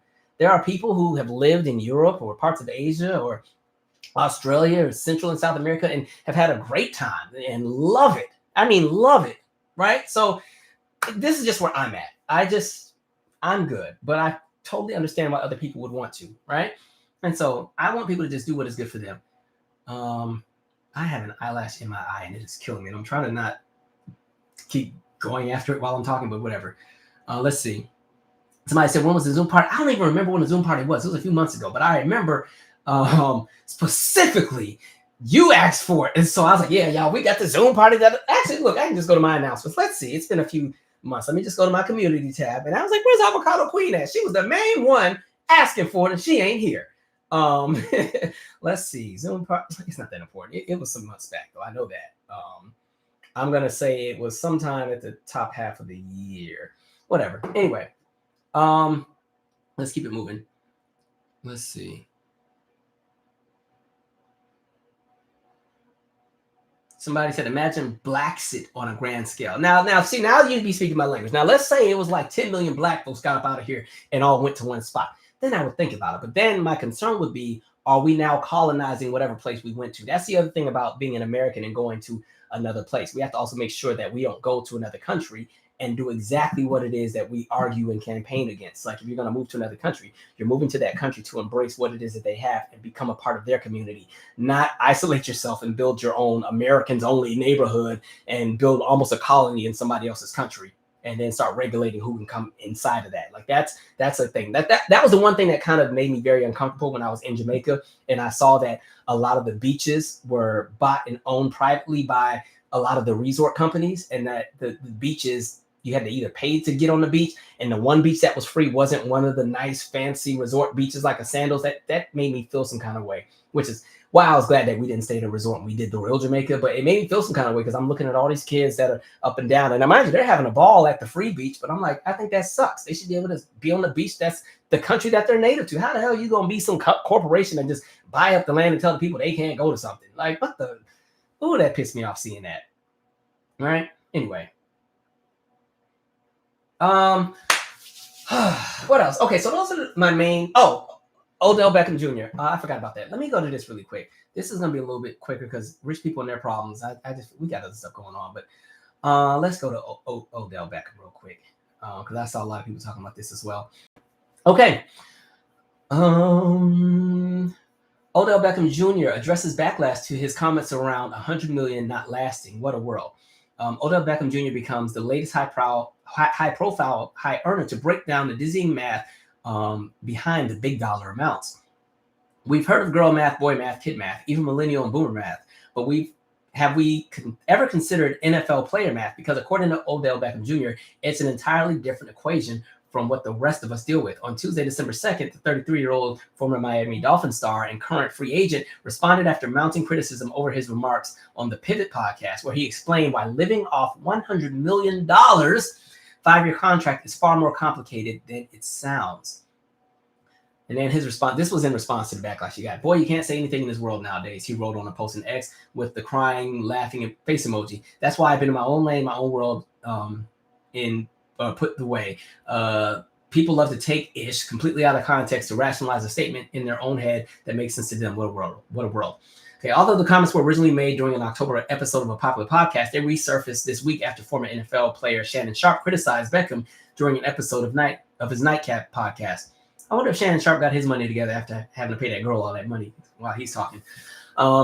He said, OBJ, I'm going to be honest with you, bro. If you get $60 million and that can't last you a lifetime, you've got a problem, Sharpe said. He added, do you really need 10 houses? Do you really need 15 cars? Do you need to buy everybody in your family a house that costs $1 million to $2 million?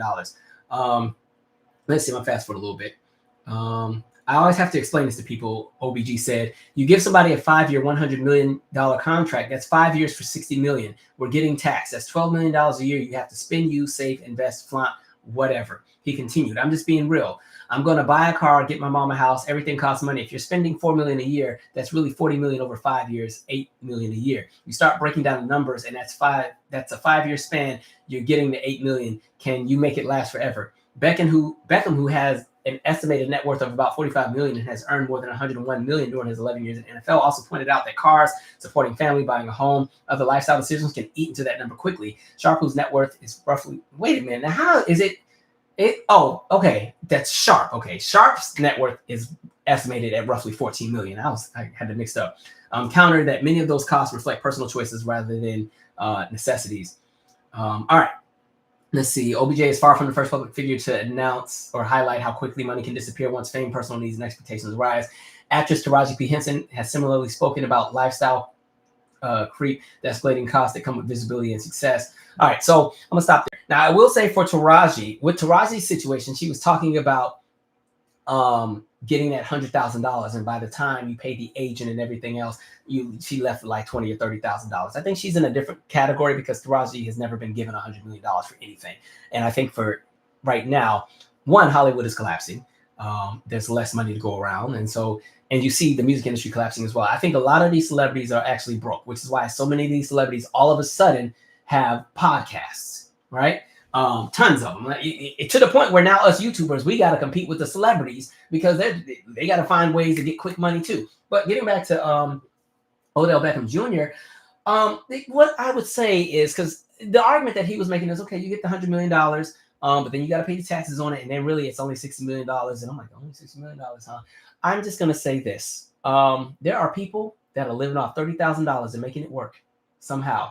And when you've been blessed to be in a capacity or position to make the kind of money you make, the lesson to be learned is that you have to live as if you won't always have it. And I think at this point in time, for people, especially those born in the 80s and onwards, we have seen enough examples of celebrities that had a lot of money and lost it all. And at this point, you know that the kind of fame that you have does not last forever. And especially as an athlete, Odell has already peaked. It's not, and mind you, 33 is not old. 33, you can still do a whole lot. You know, Tom Brady was like in his 40s still winning Super Bowls. But we recognize that by time you get into your 30s in a field like the NFL or even the NBA, because it's so physically daunting on your body, you're not going to be able to perform in the same manner as you did when you were 18, 19, 20 years old. And so you have to take something like that into consideration as you sign these $100 million deals in your early 20s, that you're not always going to be in the NFL. And so for me, $100 million, even after you take it, let's spend some of his money. right? We have the $100 million. It's 60 million after the taxes. And let's say he still spent, let's say he spent half of that 60 million. Let's say he spent 30 million on houses, cars, and the crystal and all that stuff. He would still have 30 million. $30 million is more than enough to live off of for the rest of your life, where you can put some into investments. You can do all kinds of things. You can start businesses. The perfect example, look at Candy Burris, right? Candy made a bunch of money from a few songs that really jumped off in 1999, 2000. She was able to somehow stretch that money well into this modern era, long before she got on the Housewives and did everything else. What is something we see with somebody like a Candy Burris, right? She has the royalties from her music, but she never stopped going after hers, and she jumped into different endeavors. So even if her solo music as an artist never really blew up, she still wrote for other people. She's opened restaurants. Some of the restaurants have closed. So be it. You learn and you keep moving. She does the Broadway. She's a producer into different shows. She's constantly working on something and investing into herself, because she understands that financially, the kind of money that she was bringing in on a song like a No Scrubs or Bills, that is not always guaranteed. And so you're going to have to constantly find ways to build. So I think for somebody like an Odell, you know, if that was your choice to buy the houses and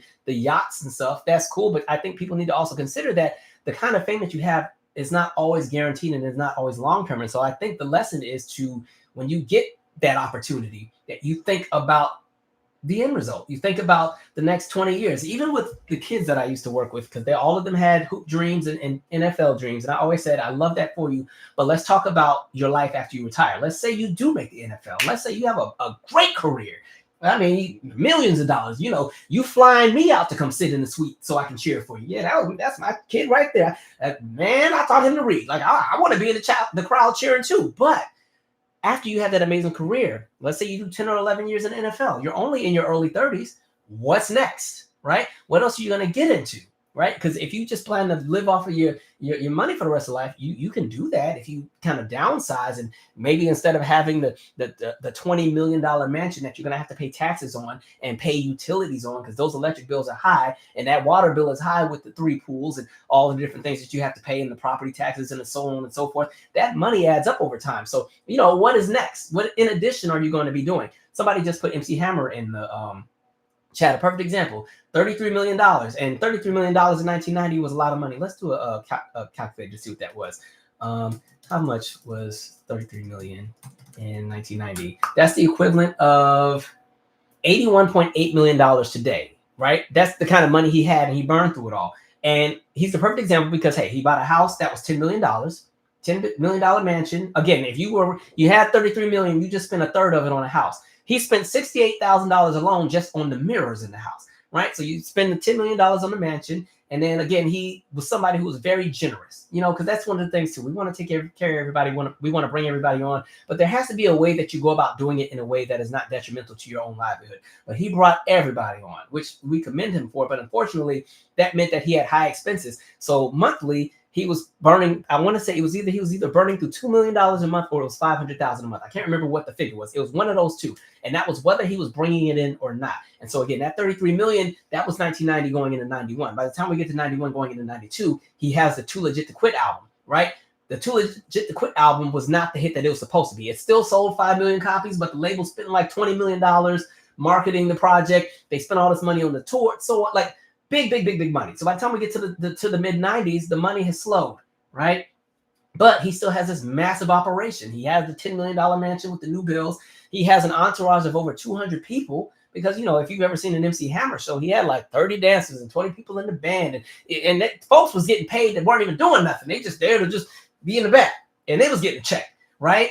So people have to think about like how their money moves. So I think the reason Odell is getting so much pushback is in this economy, where people are struggling and just trying to make it, it just comes off very just, I've been told not to use this term anymore because apparently it's ableist, so I will not use the term I was about to use, but somebody pointed that out on the Pharrell video. It's just very, you're not reading the room. I'll say that.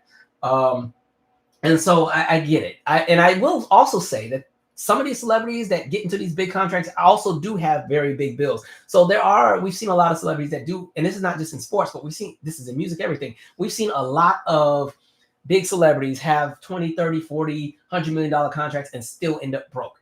because whatever contract they're in was contingent upon a certain service or a certain good coming to fruition. And then when that doesn't come into fruition, they got to pay back everything. Think of all the people who get these big multi-million-dollar advances for a record deal, and then they don't make back the money, and now they owe all of that back to the label. Like, I get it. So there's layers to it all. It was an interesting conversation.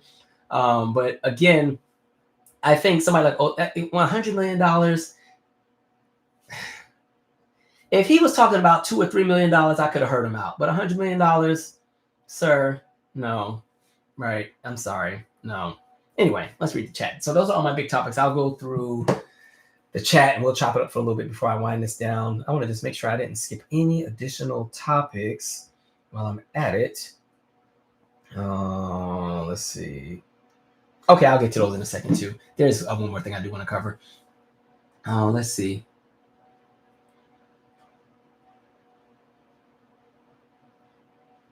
Somebody said, like the student at University of Oklahoma that completely failed to do her assignment and earned a 0. She ran straight to Turning Point USA and the governor, and they're pretending it's a religious persecution. Oh, yeah, that's the student that half did that assignment, and then it was they learned that their professor was trans, and then they jumped into a bunch of stuff to kind of paint a narrative.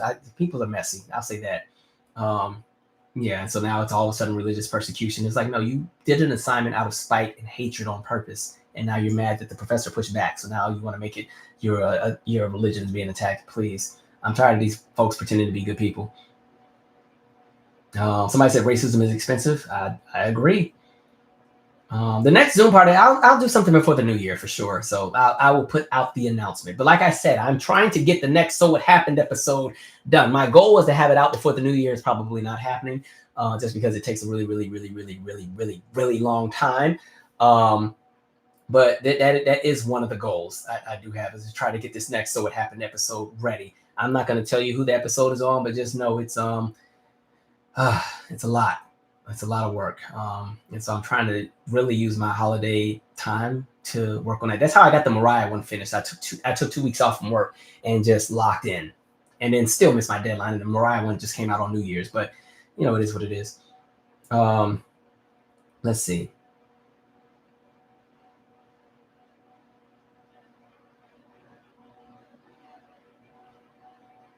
Let's see. So I said 12 million a year. That's $1 million a month. Okay, that's what look. Let me just make like 800,000 a year. I made a big number, but let me make like 800K a year. I'm telling you, I'd be perfectly fine. Perfectly fine. Somebody said in the left eye voice, let's get ready to do your math. Sarah said the legacy acts only have money. And I will say with the legacy acts too, I think a lot of them are making the most money they've ever made right now. Because I think so many of them got screwed over in the 80s and the 90s and the early 2000s. And because of what's been happening with touring, that's how a lot of them are coming into their money. But I will say even touring, it kind of screws a lot of people over, especially if we're talking Live Nation.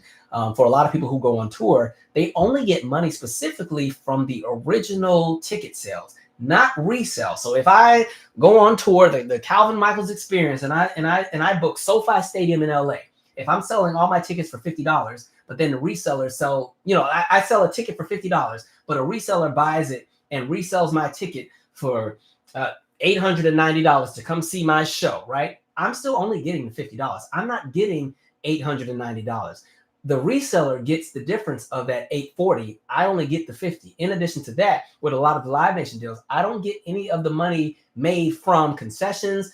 I only get money made, again, specifically from the ticket sale. And even with merch, sometimes a huge portion of that still goes to the promoter and goes to Live Nation and to the venue. And so there's a lot of acts who go on these tours, and these tours gross $100 million, but they only pocketed $5 or $6 million because they had a really, really crappy contract. So even with some of the legacy acts, some of them, I think there's a reason why some of the legacy acts have to do more than one tour. There's a certain entertainer that went on a tour and the first leg did really, really good, but then they had to go and do a second leg. And it was because their money was still screwed up because of some other stuff totally unrelated to that tour, but just business choices that were made and something that took place in 2018 that they still had to make up for. That's not Janet. It's a different entertainer, by the way.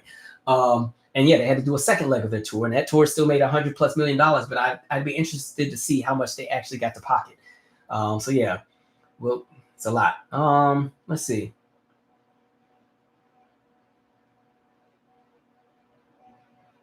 You said country is collapsing. Fully agree. American empire in decline, and we are an oligarchy, not a democracy. Seeing how Orange Man is moving, do you think we're headed for a dictatorship? I think he'll be dead before it gets to that point, but we're already kind of there anyway. But I think, personally, Trump's days are numbered. I think Father Time is just waiting on deck, and if it ain't that, at some point, some disgruntled, pissed off white person who was promised the world and thought that they were going to win with this man being in office is just going to be so disgruntled and pissed off about the fact that they have lost everything that they're going to be the one to go and do it. If you know what I'm talking about, or if you catch my drift. So I'm not really stressing or losing sleep about Orange Man. I just think right now, that's why he's so irrational right now. I think Father Time and his health is failing him. And I really think if he's out of office, it's because he croaks, right? I don't see him being removed from office. With whatever comes out with the Epstein files, I don't think it really matters. The people who back him, nothing has ever been a point where it's like, this is where it stops. So the Epstein files, even for me, I think wouldn't make a difference. So I think he's either going to croak in office or die, or even if he had a stroke, they would still keep him in there. They would be roll him in there to his seat, and he wouldn't be saying nothing. They'd be getting his hand to sign the stuff, and he'd still be in office. That man literally has to go under the ground before you see the end of him. But yeah, so we'll see what happens with that. But in the event that he was pushed out of office and they put J.D. Vance, and my theory would be that MAGA would be so pissed that they would see J.D. Vance as a traitor, and then MAGA would split with regard to how they see everything, which means that the House, as far as Republicans in the GOP and in the Senate, would be confused about which direction do they move in. Do they move in the direction of being loyal to the MAGA loyalists, or do they go back to trying to rebuild the old guard of what the Republicans used to be? Because now that Trump is no longer there, there's nobody to have the blind loyalty to, because they would never have it for J.D. Vance. They don't like him. He's there, but he's not the guy, right? And so then it becomes a question of, well, Peter Thiel and all them, where does the movement go? So it would be an interesting time. Let's see. Am I going to see Janet Jackson? Not anytime. I know she got like 2 California dates, but there's no tour that I know of, so not anytime soon. Let's see. But I mean, I always catch her when she comes to town. Okay. But I'll tell you what tour I do plan to go to. Even though I've seen all of them before, I do want to go to this Boyz II Men New Edition Toni Braxton show. I think that's a very interesting concept where, you know, the stage is in the center of the arena, and it's the round stage, and it's the 3 acts singing each other's songs together. Now, if it was just going to be Toni does her Toni thing, Boyz II Men does their Boyz II Men thing, and New Edition does their thing, I probably wasn't going to go, only because I've seen them enough times. But I like this idea of them doing a joint show together where they're singing each other's songs. I was like, that is kind of a cool thing. Now, I found it interesting that Toni Braxton was their choice. I thought it would have made more sense for TLC to fall into that, because they're those groups, or even though they're just going through some changes, or even in Vogue, I thought would have made more sense. But I love Toni. I love seeing Toni, so I'm happy for it. So we'll see how that goes. By the way, as people were asking me my thoughts within Vogue and is Don coming back, I don't know. But I feel like even if Don were to come back, I still see it only lasting for like 2 months. I just think they're in a different space. But I'd love to see them come back. I love the original lineup. I also really enjoyed Rona. I don't like how people kind of dismiss Rona's contributions to the group, because if she didn't stay in that group for those 22 years, nobody would be talking about In Vogue right now at all. Like, Rona is the reason that the members who have continued the tours In Vogue were able to keep their bills paid, because I love Terry and Cindy, but Terry and Cindy by themselves are not going to be able to book venues. You at least need that third person. And so Rona was able to keep that going. And it was lovely that Maxine is back. And I love the idea of the 3 originals plus Rona. And yeah, that was going to open some doors. I know they just toured the UK, but, you know, Rona has now left. Now it's the original 3. The original 3 can tour. People will still go and see that. It'll be nice to see the original 4. It would also be nice to see all 5. But it is what it is. You know, so that's that. But yeah, I definitely plan to probably catch that New Edition Toni Boyz II Men show. Oh, and I know Wanye and Chili do not deal with each other right now, so I don't know how that's going to work. Yeah, but that tour starts next year, right? I've seen the Boyz II Men is actually they were my very first concert. I saw them in high school, or maybe I had just graduated, but they were at the Paramount Theater in Seattle. But it was only the 3. And it was a few friends of mine that went. So Boyz II Men was my first concert. They were my first concert. Janet was my first arena concert. Beyonce was my first stadium show. My first like standing room only show in like a theater was Layla Hathaway. My first amphitheater show. Ooh, who did I see? Oh, I think it was Jill Scott. It might have been Jill Scott or it was Tyler the Creator. It was one of those two. Yeah. So that was that. Okay.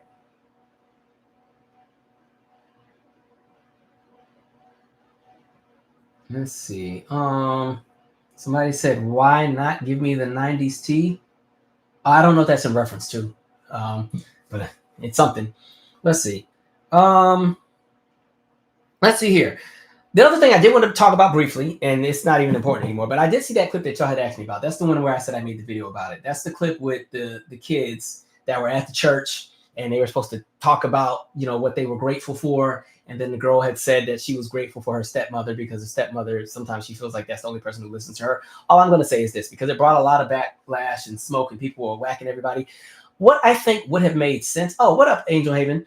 What I think would have made sense in that situation, because what pissed me off in that clip is then they started praying for the girl and rebuking her and talking about she had demons in her and all this other nonsense. The reality is, if the girl is making a cry for help because there's issues in the household, what should have taken place in that situation should have been, rather than everybody going and praying on the girl, which was interesting because she also, you know, they're putting the oil on her head and you can see her mouthing the words, "Get off of me." Why didn't they just have the mother and the father and maybe the stepmother come together and you pray for the three adults so that they can have a way to be in a healthy relationship where they can raise this girl in a healthy environment, and that the relationship between the mom, the stepmom, and the dad can be a cordial one where there's not tension in the house, or that they could pray for better communication. That should have been the approach, instead of all of a sudden whacking this girl in front of everybody on a live stream, by the way.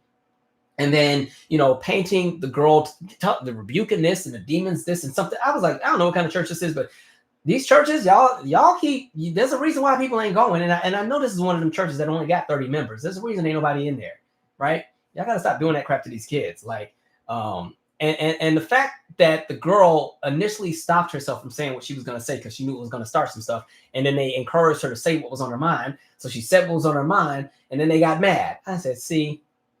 And it was just weird because even when the lady before them was like, "And before y'all start, I don't want to hear no, I'm thankful for my friends or I'm thankful for my toys." And I said, it doesn't make sense, because if I'm an 8 or a 9-year-old kid, you want an 8 or a 9-year-old kid to have an adult understanding of spirituality or what it is that you believe in religiously, and you're going to be mad at an 8 or a 9-year-old kid for seeing the world through the lens of how they see the world. An 8 or 9-year-old kid is going to see the world through tangible things that they can touch and believe in. And so if they're thankful for their friends or their toys, that is the closest thing that they can somewhat see or understand or have an appreciation of, because it's something that they can touch personally. It's something that they can experience. It's something that they can, you know, fall for or believe in. And so, yes, it makes sense that a child would be grateful for that. So I thought it was really stupid that they told the kids they couldn't say that. I'm like, this is why these kids be having these experiences. And this is why I think, at least with a lot of millennials left the church and stopped going, because these are the kind of environments that we had to go to when we were kids.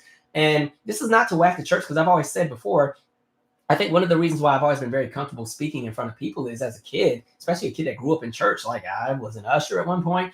If you follow me, I was the choir director at one point. Like, I've done everything in the church. But when I was younger, one of the things we always had to do was present what we learned in Sunday school, you know, after Sunday school is over, right before the actual service starts. And so, you know, I was 5 or 6 or 7 or 8 years old, and you get right in front of everybody and like, today we learned about Noah, and Noah had the boat, and he had 2 of every animal. Like, you just, and you do that every Sunday. You get so used to being in front of people, it's nothing. Right. So that clip pissed me off so bad. Oh, it pissed me off so bad. Like I said, I had a video that I made for it, but I was like, I'm trying to not lock too much in religion. I don't want to take away or whack what people believe in. So I pulled the video because I was like, maybe you said too much in this one. So anyway, maybe one of these days I'll unlock the vault, or if I ever start a Patreon, that'll be on the Patreon. Anyway, let's see. I did hear about Jelly Bean, who passed away. Jelly Bean is one of the producers. He was always associated with the whole Minneapolis Sound, member of the time. He is the producer that helped Janet make the song Black Cat, and I want to say Pleasure Principle, and a few other things. And yeah, he passed away, I want to say last week or the week before. So rest in peace to Jelly Bean. Jelly Bean's also in the Control video, and I want to say he's in Janet's performance of What Have You Done For Me Lately at the Grammys in '87. Have I seen Mint Condition live? Yes, I enjoy them. I haven't been to a full Mint Condition concert, but when I was a seat filler at BT Honors, they performed and did like 2 or 3 numbers, so I've seen them before. I love all their albums. They have great music. Let's see. Somebody said, can you show the video of the church thing?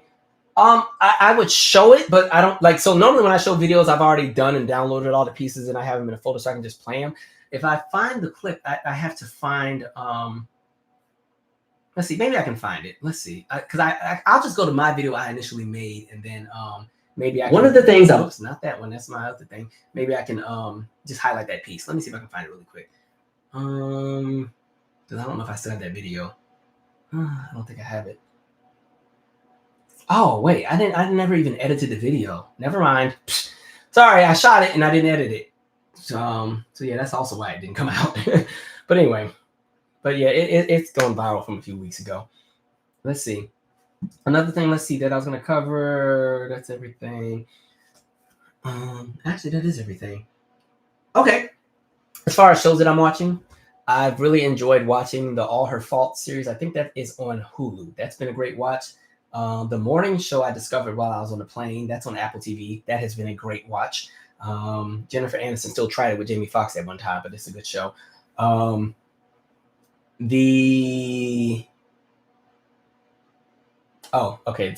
Wrapped. You know, Spotify does the rap thing. Apparently, my listening age is 52, according to Spotify, which was very funny. I said, I'm never going to beat the old man allegations because, man, I was like 52, whatever. And then, I mean, that's all the main things. Okay, that's everything. Other than I'm building my holiday playlist. Y'all already know, if you follow me, the number one song that's always going to be the first one. Actually, let's see how well y'all know me. What do I always say is my number one holiday song? Somebody in the chat, please put it in there because y'all know I gas this song up every year. All right, it's my favorite holiday song. Let's see who in here knows. Let's see who's been paying attention for the last few years. I bring it up every year.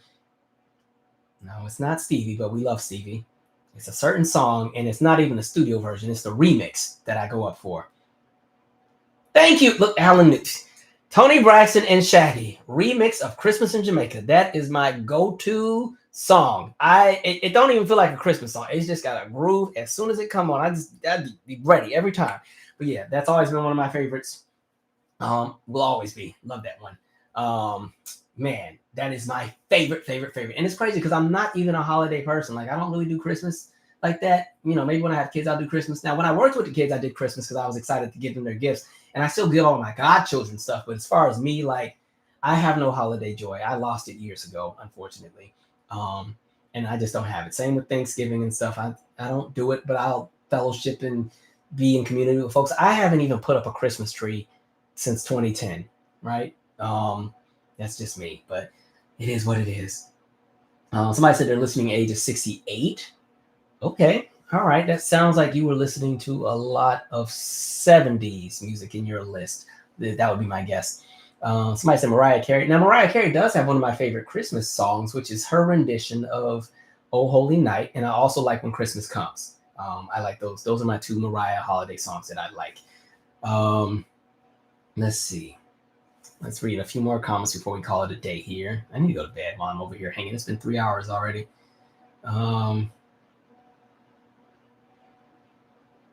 Somebody said, I think it's more that the U.S. kind of doesn't deserve folks like you, Calvin.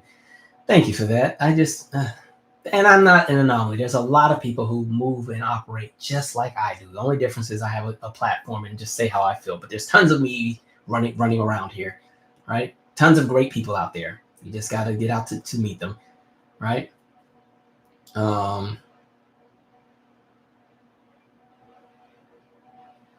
said they saw Joe and Drew Hill together. I'm lying. I saw Drew Hill on New Year's, which was crazy. I was at Air Nightclub on New Year's, and Drew Hill was there. It was the most millennial feeling thing ever because I was like, that was the first day I realized, like, yeah, you're transitioning into like uncle mode because really, Drew Hill? But no, they were cool. And then Joe is one of my favorite vocalists. So I've seen him a few times. But the last time I saw Joe was a part of the Joe and Tamia tour from last year. Even though I think Tamia carried the show. But Joe is one of my favorites.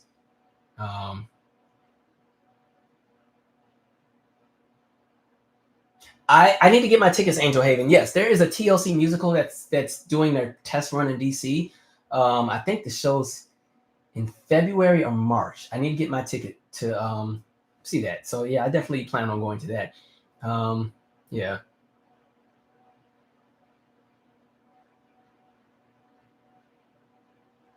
Jimmy Cliff died as well too. Yeah. Which is wild. He died a few days ago. I'm gonna say, was that Sunday? I forgot which day that was. Yeah. All right, let's see here. Somebody said they've been blasting her Christmas album, Mariah's Christmas album, Brandy's Christmas album. Brandy has a nice one too. That was it. Christmas for Two or Party for Two is a nice song. Whitney Houston's Christmas album, Nat King Cole's Christmas album. The Whitney Christmas songs I like her version of Do You Hear What I Hear. To me, The Preacher's Wife is a Christmas album, so I like Who Would Imagine a King. What else? What else does she have that I like? Those are the main two. Those would be my two. Also, The Joy to the World is good. Somebody said, Calvin, how you be going to bed late and still have enough energy to wake up early? I don't be having energy in the morning. I'd be cussing up a storm. The saving grace is I don't have to go on site tomorrow, so I work from home, which means you clock in and you can have somewhat of a lazy morning, and just respond to whatever emails that are there. But no, I'd be tired sometimes. Like if I do a live on a Monday or a Tuesday, I know I'm going to be fighting for my life because Tuesdays and Wednesdays are when I have to go in, and then I have a commute that's an hour. So I'd be exhausted sometimes because then normally when I finish the live, even though I'm tired now, as soon as I shut all of this off and put the time, well, first, before I do the live, like when I finish the live, I do the timestamps immediately before I go to bed because I know I'm not going to want to do them any other time. So I have to literally go back through this whole live, put the timestamps in. So by the time I actually go to lay down, I'm wide awake. And then I'm up till 3, sometimes 4, and then I finally get into a good nod at like 4:15. But now I got to be up at 7. Then I be at work going through it with attitude. So yeah. Somebody said, "I love your singing, Calvin." I appreciate it. I have a mini EP I'm trying to finish. The thing about making music is you just never stop. As bad as I have been as far as not even promoting the current 2 albums I have, I have the itch to go right back in the studio and do some more. But no, I have a Still Jaded EP coming. There's a song on my Before Tomorrow album called Still Jaded, which is supposed to be the next single from Before Tomorrow. But instead of doing like a video for it, I was like, I'm just going to actually drop like an EP with like 3 or 4 songs. So it has a Still Jaded remix and 2 additional songs that are centered around the theme of Still Jaded. All of these, and like my Still Jaded song is the cousin to my song Jaded View, Jaded Blue from the hardcover album, which is a cousin to the song Charades from the Symphonic Euphoria album. And so, yeah, there's like 2 or 3 songs that I added. I'm just trying to finish the recording process. I'm a little behind, so I don't have a release date for it, but it'll be out. And I also want to shout out Sarah, who's in the chat. Sarah did the artwork for specifically the Still Jaded single. I may use that as the cover for the Still Jaded EP, but shout out to Sarah, because again, that's one of our subscribers. So like I really do be trying to collaborate and give lanes and spaces to folks who ask and reach out when things work. And so shout out to her. Let me see. Anyway, plus I have a folder. Listen, I have a folder of tons of unreleased songs that probably will never come out. I think most, if anything, they'll probably end up being songs that I do for. I'll just show you what I'm talking about since we're already up. Z-list tracks. Okay, these are all songs that each folder is a song or a studio session. These aren't the original titles because that's just what I named the tracks. These are all songs that did not make the last album, right?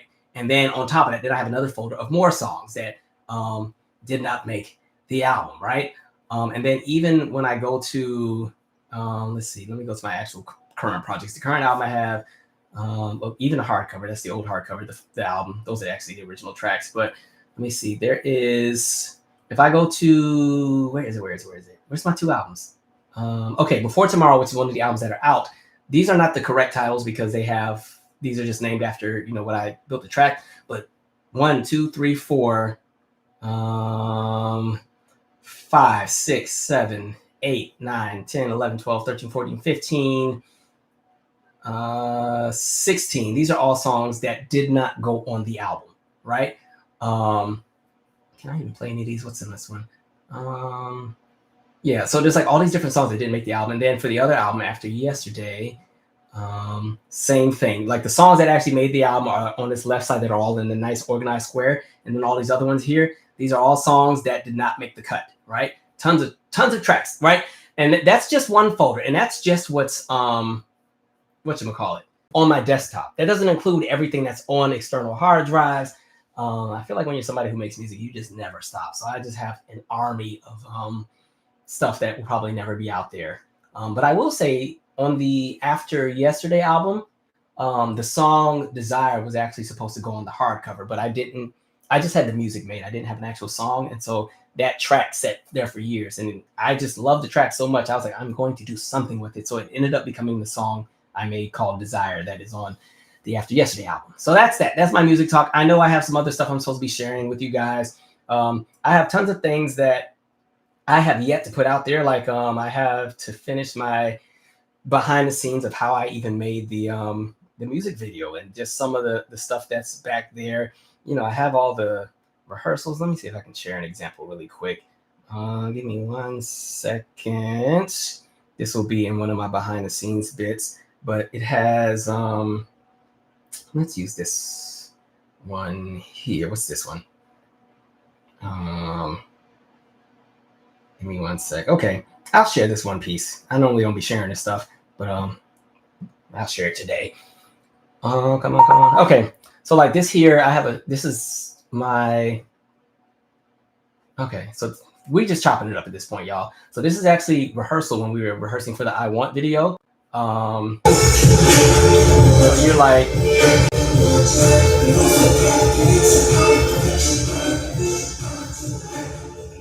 and so like all of this is like, it's your staging. It is like, in this clip, we're going over like formations and staging and who stands where and how that's going. So that's why there's segments where I'm doing the choreography, but then I'm not, because I have to also incorporate that I have to still sing.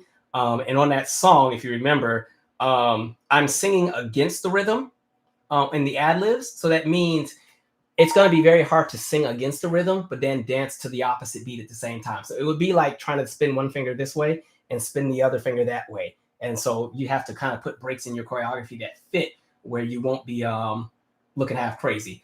And then let me see, here's another one. There's, what's this one? This will all be in my behind the scenes stuff when I finally put it out at one point. Where's this one? Yeah, I have so much stuff that I need to like put out there. Is this the right one? Which one is this? This is 95. That's the one I need to do. Okay. So yeah, this is like another shot from a different rehearsal. This is that breakdown in dance break. That goes. Watch that.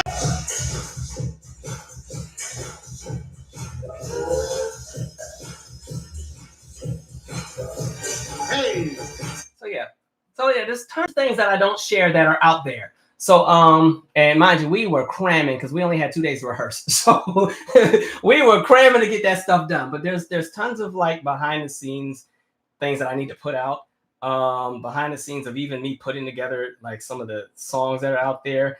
For those who have the album, this would be the last thing I share because I'll put it in the actual whatchamacallit, when I actually share my behind the scenes stuff. And you know, if you follow me on Instagram, you constantly see me like showing clips of working in the studio and getting on my neighbors' nerves and playing loud music all night. Let's go to this one here. This is when I was actually, there's an interlude on the Before Tomorrow album called Reality. This was when I was actually still producing the song as far as like building the music. There's this.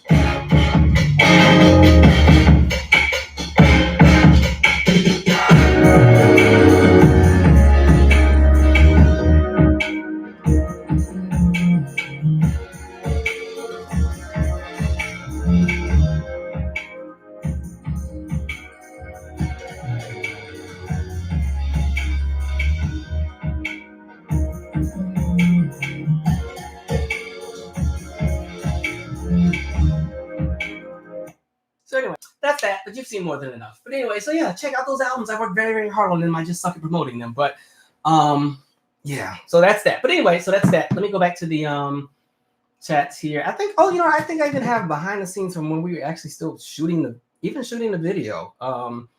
Which one of these days I'll put it out at some point. I'll be out here playing games, but it is what it is. My dancers were also really fun to work with. I've said a million times. Do I have it? I don't know. Let's see if it does show up or not. I'll put that one on there too. If this thing will load. Now it wants to not load fast enough. But yeah, so I'm somebody who documents everything.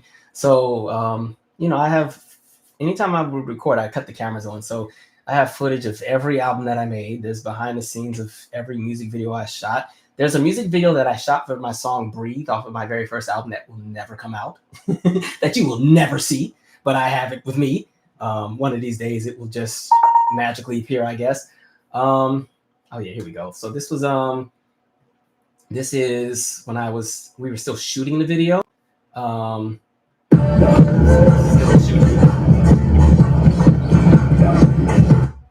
But and you don't know what we never noticed. You see this like Black Lives Matter piece? That was not intentional. It just happened to be that was on the building behind us when we shot. And I was like, oh, okay, well keep it in the shot. It looks cool.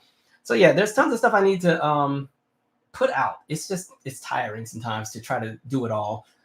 And I recognize that most of you are here for my political opinions or my deep dives, not necessarily my music. It's okay. So I try to read the room and not bombard you all with my music. But anyway, don't get me started, Titan X. Calvin, what do you think about that MJ impersonator, Fabio Jackson?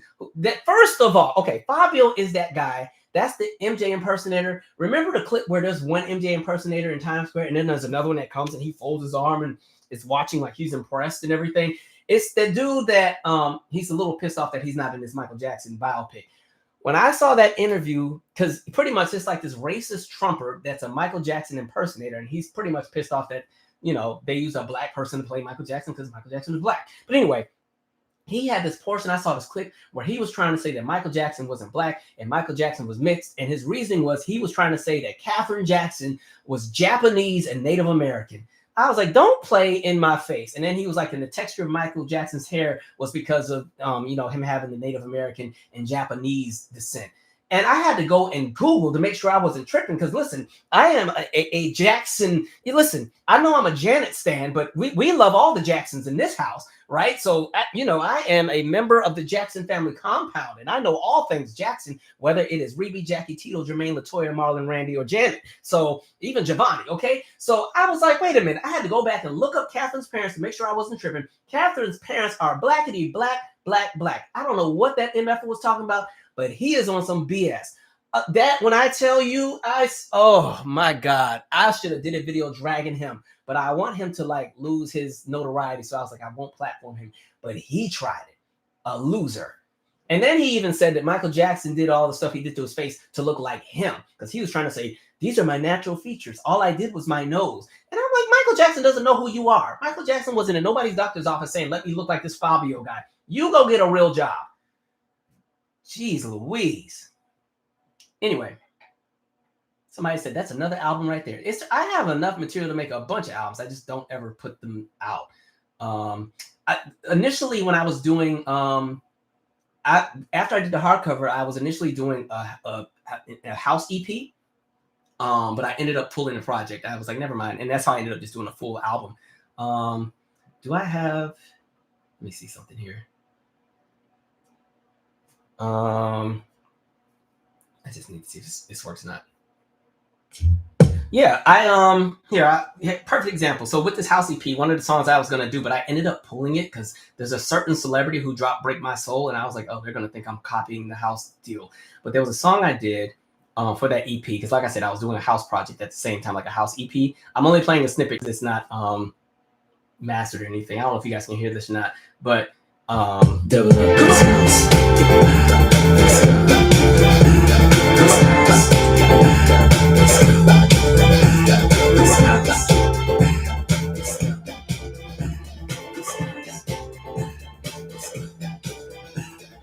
Accept the case and then testify. Looking for an answer just to make it all justified. Try to keep it quiet like the past and they redefine. Didn't have the knowledge when they thought they could stop my grind. And it's on the minds of the many, the oppressed and the cops. They try to catch us with a bullet and I just want to drop. Now I never win, so we arrest all the ones who kept it hush. All the sins that should confess. Lesson from your brother. But anyway, that's all you get. But anyway, and the thing that I was trying to get cleared is there's elements in the interpolation of crystal water is 100% pure love. So I had to get that cleared, but I just never followed through with it. But yeah, so I got a bunch of stuff that's out there.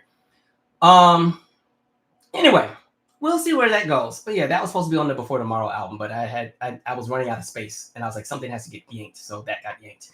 Because that was like, if I'm going to pull anything to the EP, from that EP to the Before Tomorrow, it was going to be that song. So yeah, I got a ton of stuff.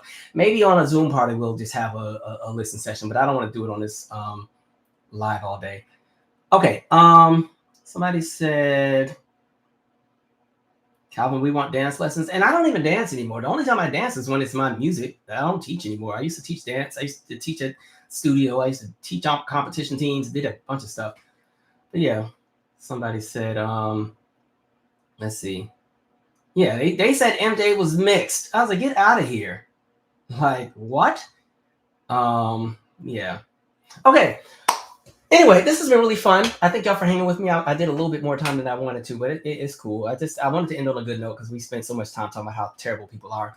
But yeah, somebody said, why not just release them? Well, also when you release, you also have to, like, what you're hearing everything as it's unmastered. So you have to also pay to master. So even mastering so that it can sound decent in any device. Where I messed up with my very first album is that Symphonic Euphoria is not mastered properly. So it doesn't sound good in every playback device. It sounds amazing in headphones, sounds okay in the car, but if you were to play it out like a computer screen, it doesn't sound that good depending on what song you play. So I learned that, you need to go and pay to professionally master. So when I did After Yesterday and Before Tomorrow, to master both of those albums together was $3,000. Now, to be fair, I also had 20 songs on both albums. So you had to pay a little bit more. But yeah, it's not cheap. So of all those songs, if I have to pay to master each and every one of them, and if I have hundreds, it's a lot of money. Anyway, this has been really fun. Somebody said, you're not going to dance in the music videos? I always dance for my music videos. Yeah, I also plan on dropping just a random one-off single before I figure out whatever else I'm doing. I know I'm doing an EP, and I know I do want to do another music video. I couldn't decide from the Before Tomorrow album what would be the next single. I was thinking I was going to release the song Afraid, but then that's when I was like, I'll do Still Jaded because I really like that song. And that's when I told you that Sarah did the artwork for. And then for the After Yesterday album, I have a song called One Question. That's when I was talking about that has the somewhat interpolations of Brandy's sitting up in my room. That was going to be the next video. And then, because honestly, that's the song that got the most traction and I didn't even promote it. But yeah, videos are not cheap. All this stuff costs money. So I don't know. We'll see. But I have some other ideas. I'm not going to sunset the projects yet because, again, I worked really hard to release two of them. And even though they're both a year old, most people don't know that they're out. So you can still kind of promote them. But I do want to do a one-off music video, like I want to do a bigger dance video. Like I want to do one with like 8 dancers and just go all in. As much as I love the current video, because we only had 2 days to make magic happen, and I think the video came out amazing, I have more things I want to do. So I plan on doing like a one-off video at some point next year, plus the Still Jaded EP. I don't know if I'm going in the studio to do another full album anytime soon because I need to promote these two. But we'll see. But I like making music just because it's therapeutic. I don't have an end goal with it. It's just fun. I enjoy it. I think some people misconstrue and think that I'm trying to like go and get signed and perform at stadiums. That would be nice, but I just make music because I enjoy it, right? In the same way that we just do these lives all the time, I still do this after like 15 years because I enjoy it, not because I'm trying to, I don't know, get internet famous or get rich off of YouTube. Otherwise, I definitely do this channel a lot differently. So yeah, there's that. Okay, we got to wrap this up, guys. Somebody said, oh my God, that Maya clip, I can't stop laughing and thinking about it. That was funny. Anyway, so this has been good. Like I said, next comedically hard-headed podcast episode comes out on the 16th. And then the book club, again, chapter 7. Where's that book at? Chapter 7 and 8 of The Color Color of Money. That's what we're doing on Monday, 8 p.m. Eastern. The link to the book club is on my website, calvinmichaels.com. The link will also be posted on the community tab as well. And like I said, I also recommend reading this book, Tall Cotton from Catherine Tucker. It's been a really great suspenseful read. She is an author out of, well, I know right now she's in Texas. Maybe I shouldn't be saying where these people live, but yeah, this has been a really great read. So check this out when you get a chance. Okay, I'm going to bed for real now. So it's been great. Stay safe, stay sane. Mind your business so that you can age well. And yeah, I'll see you on the next live. And I have a few Calvin recaps to upload. So there'll be some additional content coming out as well. And if I drop a song or two from one of these albums, just pass it around and talk about how great it is and spread it. All right, folks, good night. See you later.